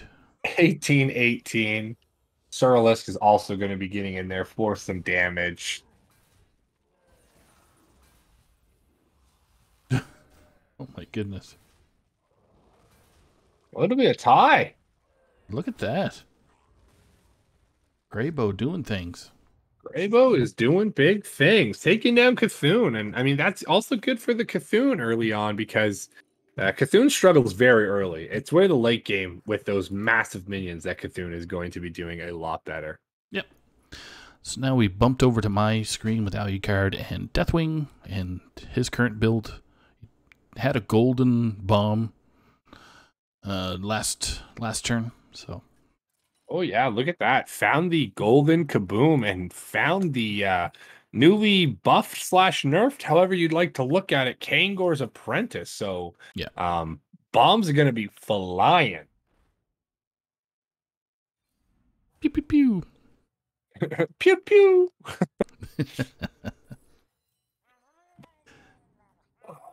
So While we're waiting here, we do have a Sunday Showdown match tonight at 10 o'clock. Or sorry, 9 o'clock Eastern. So those of you who are into the THL, I believe it's Legacy Series. I just got to double check who we're... Who's the match? The match is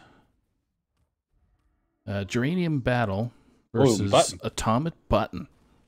Automated Button, sorry. That's my team. That's your team. So a Legacy match at 9 p.m. tonight. Yeah, so that is actually playoff implications for those teams, obviously. My match, which is unplayed right now as well, is going on at the exact same time. So, yeah, it's for that one there, it's just going to be who can grab the victory if one of us, myself or Automated Button, can grab a victory. So it's going to be very interesting to see that tonight on stream on Sunday Showdown. But right now we got these BG finals. With Alucard building a menagerie of stuff and things. So just go for more mechs. Yeah, so I mean, finding the Kangors is probably going to be the strongest middle game that Alucard could have asked for. I'm going to be interested to see if we don't trade off on it, within the next 3 or 4 turns, because unless we find some pretty strong like Baron or stuff like that, I don't think it's going to be a final game comp. And actually, let's just hold off on everything. Sly Snail is out. Oh, at Ticketus. So yeah, 8th place for Sly Snail. Where's my pen? Took 13 from Finley and then 17 from Omu. So within two things, took 20 points of damage. Nasty. That is a bit unfortunate. As you're saying, yeah, Sly said went for a high roll and missed. So that's the way it is. It's the way she goes, boys. It's the way she goes. Sometimes she goes, sometimes she doesn't. And this time it did not. Bomb attempt. Boom. Did some damage to the... All right, cleaves off one of the Khadgars for the Kangors. Here we go. That's going to be fun to say. Khadgar for the Kangors. All right, let's see. Oh, I can't even say it. He's done. He's dead. He's dead, Jim. 9 to the dome. All right, no more casualties next round. Now. Yes. Yeah. So Zephyros is now online for Miyaka, so that is going to be very nice to see in the next coming turns. Alucard, I think, is still trying to look for some direction. Probably looking for a Meccano egg, to be completely fair. I think Meccano egg is going to be the way that we can continuously use these Kangor and Khadgar interactions to our full volition. Also looking for a death rattle person. You know who I want. The thing on the thing. I get you. Baron Rivendare. There you go. Rivendare. I got there. I didn't. So Rivendare would be awesome. A golden Khadgar would work just as well. Yeah. With Rivendare. So especially finds the Meccano egg. So benefits to the hero power. It is not just a 0/5. It is going to be able to attack. Yep. And hopefully be brought back by the Kangor's apprentice. Let's do this thing. All right. 3 seconds. About to jump in. Next turn, we'll jump over to your person that you're spectating, which would be... Perfect. J-Crick, okay. Which is perfect because that's who we're facing. My goodness, we're good. We are good at this. It's like we have internal... These are caster clocks. Very caster vision, yeah. Very, very good trade. Oh By the way, my goodness, that hurts my oh, parts. that last I trade, know. the bombs, The sevens. the damage. All right. No casualties yet, so everybody's still alive, fighting Just for their... barely, though. Saku, I got to point out, man, from seventh place right now through to first is 21, 4 to 21. Anyone can get hit for lethal at this point in time. I'm calling it. Especially. So they were, by turn 5, I was kind of keeping an eyeball on their tiers, and everybody was on 3, and there was one person on 4 at tier 5. No, it wasn't tier 4, sorry. Everybody was 3 on turn 5. So it was pretty fast, in my opinion. So everybody's on the, what, tier 5 right now? Tier 6? Most, so 4 for Alucard, 5 for Tran, so not much 4 movement. for Cthulhu, 5 for Omu, which does not surprise me, 6 for My Curse, and then double 4s at the bottom. So yeah, we're on J Crick right now with that Omu. No surprise that he is a Tavern tier 5, but big surprise that My Curse pushed to 6 so heavily. We'll have to see if that pays off for them as we're about to run into My Curse's board. I'm currently spectating Danny DeMa right now.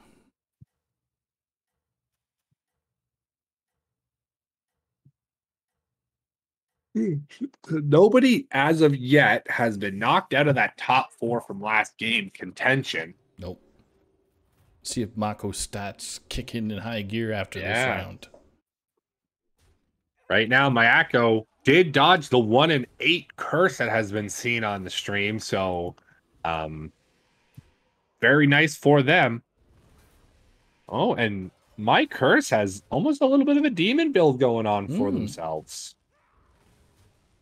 Couple Veil Weavers looking pretty good over there with a Battle Rager and a Soul Devourer. It's going to be...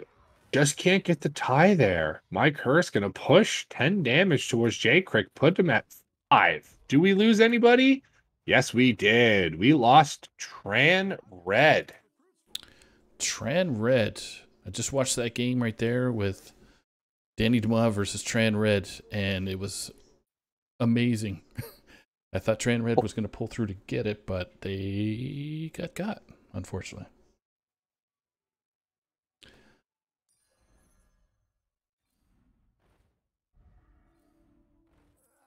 God. Well, the top 4 is still kicking. Yep. So we're at top 6 now. Top 6. J-Crick coming into your board here with Dammy. Yep. Pair of 5 health minions. There's somebody going to die today. Yeah. To get into top 4, Mayako, actually, My Curse is sitting at 9 right now in second place. So between second and 6th, there is 5 health of a difference. Say, hey man, I don't need health. I just need to win. Well, I do need health. I need 1 health at least. Amazing play here by our group of players throughout this whole tournament today. Yeah, no, it's been awesome. So this is coming into the final rounds here. Won't be over this round as we've got an even number. Oh, there could be 3 remaining after this one, though. So we'll have to see what comes out. Wow. Okay. The battle of the 5 healths versus 92% chance. It's looking pretty good for J-Crick. Yep. Yeah, this Battle Master is just a little bit too much right now. Even with the board left up for Dammy, Battle Master on its own is going to be able to put down Dammy. Now we're on to top 5. Dammy Yeah, DeMa. just Dammy actually getting there, and Alucard taking damage from Miyako. So It's anyone's game at this point in time. Spectating coming Miyako into the top ranked Alucard right now, and someone's got the ghost. Wonder who it is. It's definitely not Miyako. It's most likely Finley in that case. It's my curse.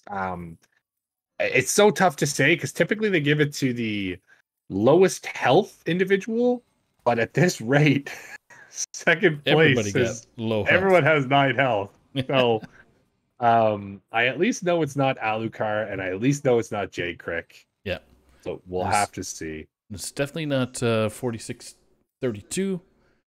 And yeah, because Miyako and 4632 are duking it out right now. Oh yeah, so it's my curse for sure. Perfect. So good deduction, dude. Got there. Just call me the Goof Troop Scooby Snacks. The Mr. Scooby Snack stealing or borrowing permanently.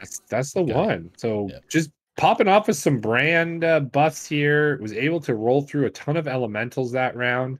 And able to drop a couple of much needed buffs onto this Battlemaster and these elementals. J Crick's just trying to stay alive, trying to sneak into that top 4 as he currently just out of it, coming into the Alucard Deathwing. All right, so Ghoul going to be able to rip off some Divine Shield, so we're not going to be able to get as good of revives on this Kangors as we would like. Oh, just stats alone. Battlemaster being... Oh my goodness! Oh my goodness, that blew up. Holy I was about Hannah. to say. Oh, double golden bombs. Should take care of some... This Battlemaster is going to have to stay in there and fight. It does. It's not going to be enough. But that's not going to be a lethal. That's only 11. Alucard lives to fight another day and sneaks top 4. There goes 4632 on that Cthulhu. Oh, so close. 4632 coming in at 5. Coming in at number 5 and getting knocked out of the top 4 after having a top 4 last game, sneaking in the tie with 3rd place. So it's going to come down to, I mean, Miyako at this rate is looking super strong. Yep. But J Crick is still in the game too. We could see a run back. Actually, they're against each other. Perfect. So they need to either tie or they are or one of them is not making it to the finals. Right. Because at this rate, well, they're in the finals, dude. Come on now. I mean the final 2. Yes. Alucard got 6th last game, so still has a very great chance of getting a top 4 finish in this overall lobby. With Mike Hurst getting an 8th, so could very possibly get there as well with 11. We've got a lot of reported scores, so it's going to be anyone's finish. But I think between the two right now, J Crick and Miyako, it's going to be huge. So we just got rated by Dammy Dema. So hopefully we're pronouncing your name. Otherwise, hey, big raid. Yeah. Hopefully we haven't been butchering your the name the entire stream. You can yell at us later. Dock our pay. We're good. So now would be a great time, since we got all these new viewers in, to advertise THL and THL's Battleground series. Yeah, so for all the new viewers joining us, with the THL Team Hearth Legends community, pretty much do everything, and we're coming into our 3rd season of the Battlegrounds. So it's going to be a great one here. Just take a prick. J Crick getting hit. Miyako taking J Crick down, and so does my curse. Wow, so it's down to Alucard and Miyako. So J Crick and my curse. You want to finish your thought there? Yeah, so the Battlegrounds we have going on is very similar to the tournament we're running here. You basically have a captain and you have a team of 4. The captain can be one. It doesn't matter. And we play pretty much every Friday and Sunday nights. Lobbies rotate, and you get to play pretty much every team. And at the end of it all, depending on how many teams, there's playoffs, and then there's just the bragging rights. We're coming into our second season. So if you are interested, our good buddy Mako there has just dropped our Discord link. Battlegrounds is going to be starting sometime in July, so there's still plenty of time for you to find a team if you want to captain a team or even just jump in on one right now. Captains is completely open, so we would love to see any of you new viewers out there if you are Battlegrounds enthusiasts. 100,000 million%. So, and if anybody is interested, once they join the THL for Battlegrounds, they can help cast as well. We're always looking for casters to help with the matches, so Corden doesn't feel like he's by himself when he's casting here. And Steffi on Sundays with Blue Sombrero to switch out sometimes. So, yeah. Oh, I'm never alone with you, Saku. But with that, Alucard is coming in throughout the ghoul. Yep. Miyako's board, though, is extremely strong. Yeah. Pretty much taunt across the board. Kangor's Apprentice is going to be bringing back nothing at this rate because there's literally nothing has died yet. Yep. There's the first casualty. Can't believe we got through the entire board and we've only brought back a single golem. Taunt is cheat, they say. So there we go. Saku. We have a winner. We're the winners because we got to do this whole tournament and enjoying every little minute of it. So I gotta say, man, yeah, 100%. Huge props to Mayako. Ain't nothing like a double first place to assert yourself in the finals. That's right.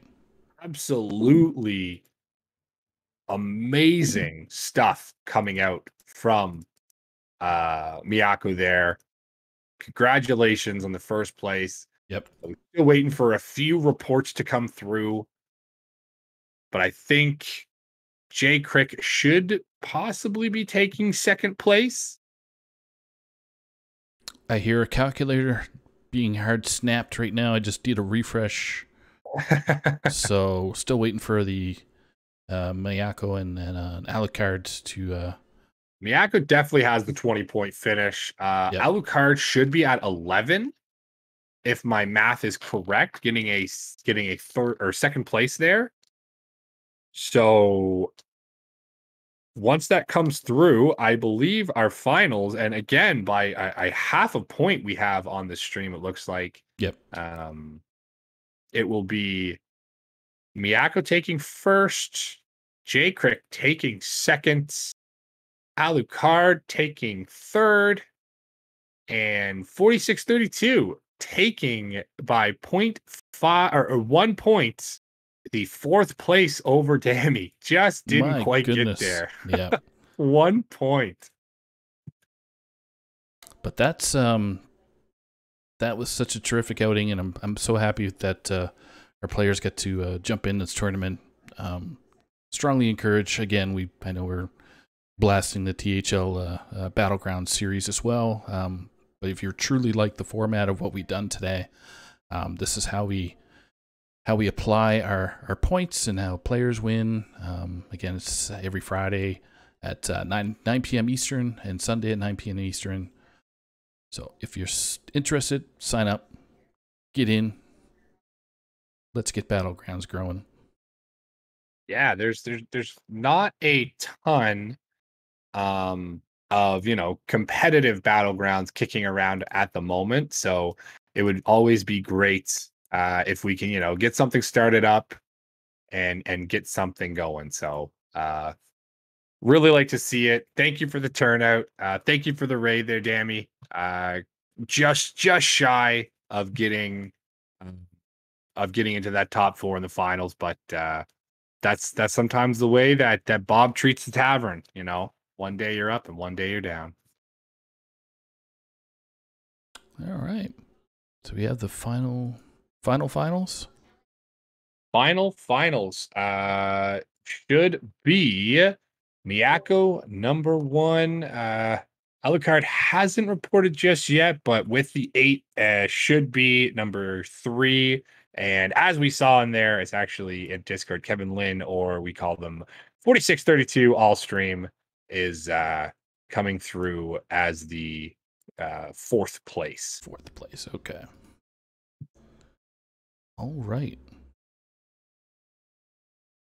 Gotta get my people on here. There we go. Mako, J Crick, Alucard, and 4632. We'll call them. Cool. Awesome. Any final words there, Mako or Corden, before we sign off into oblivion?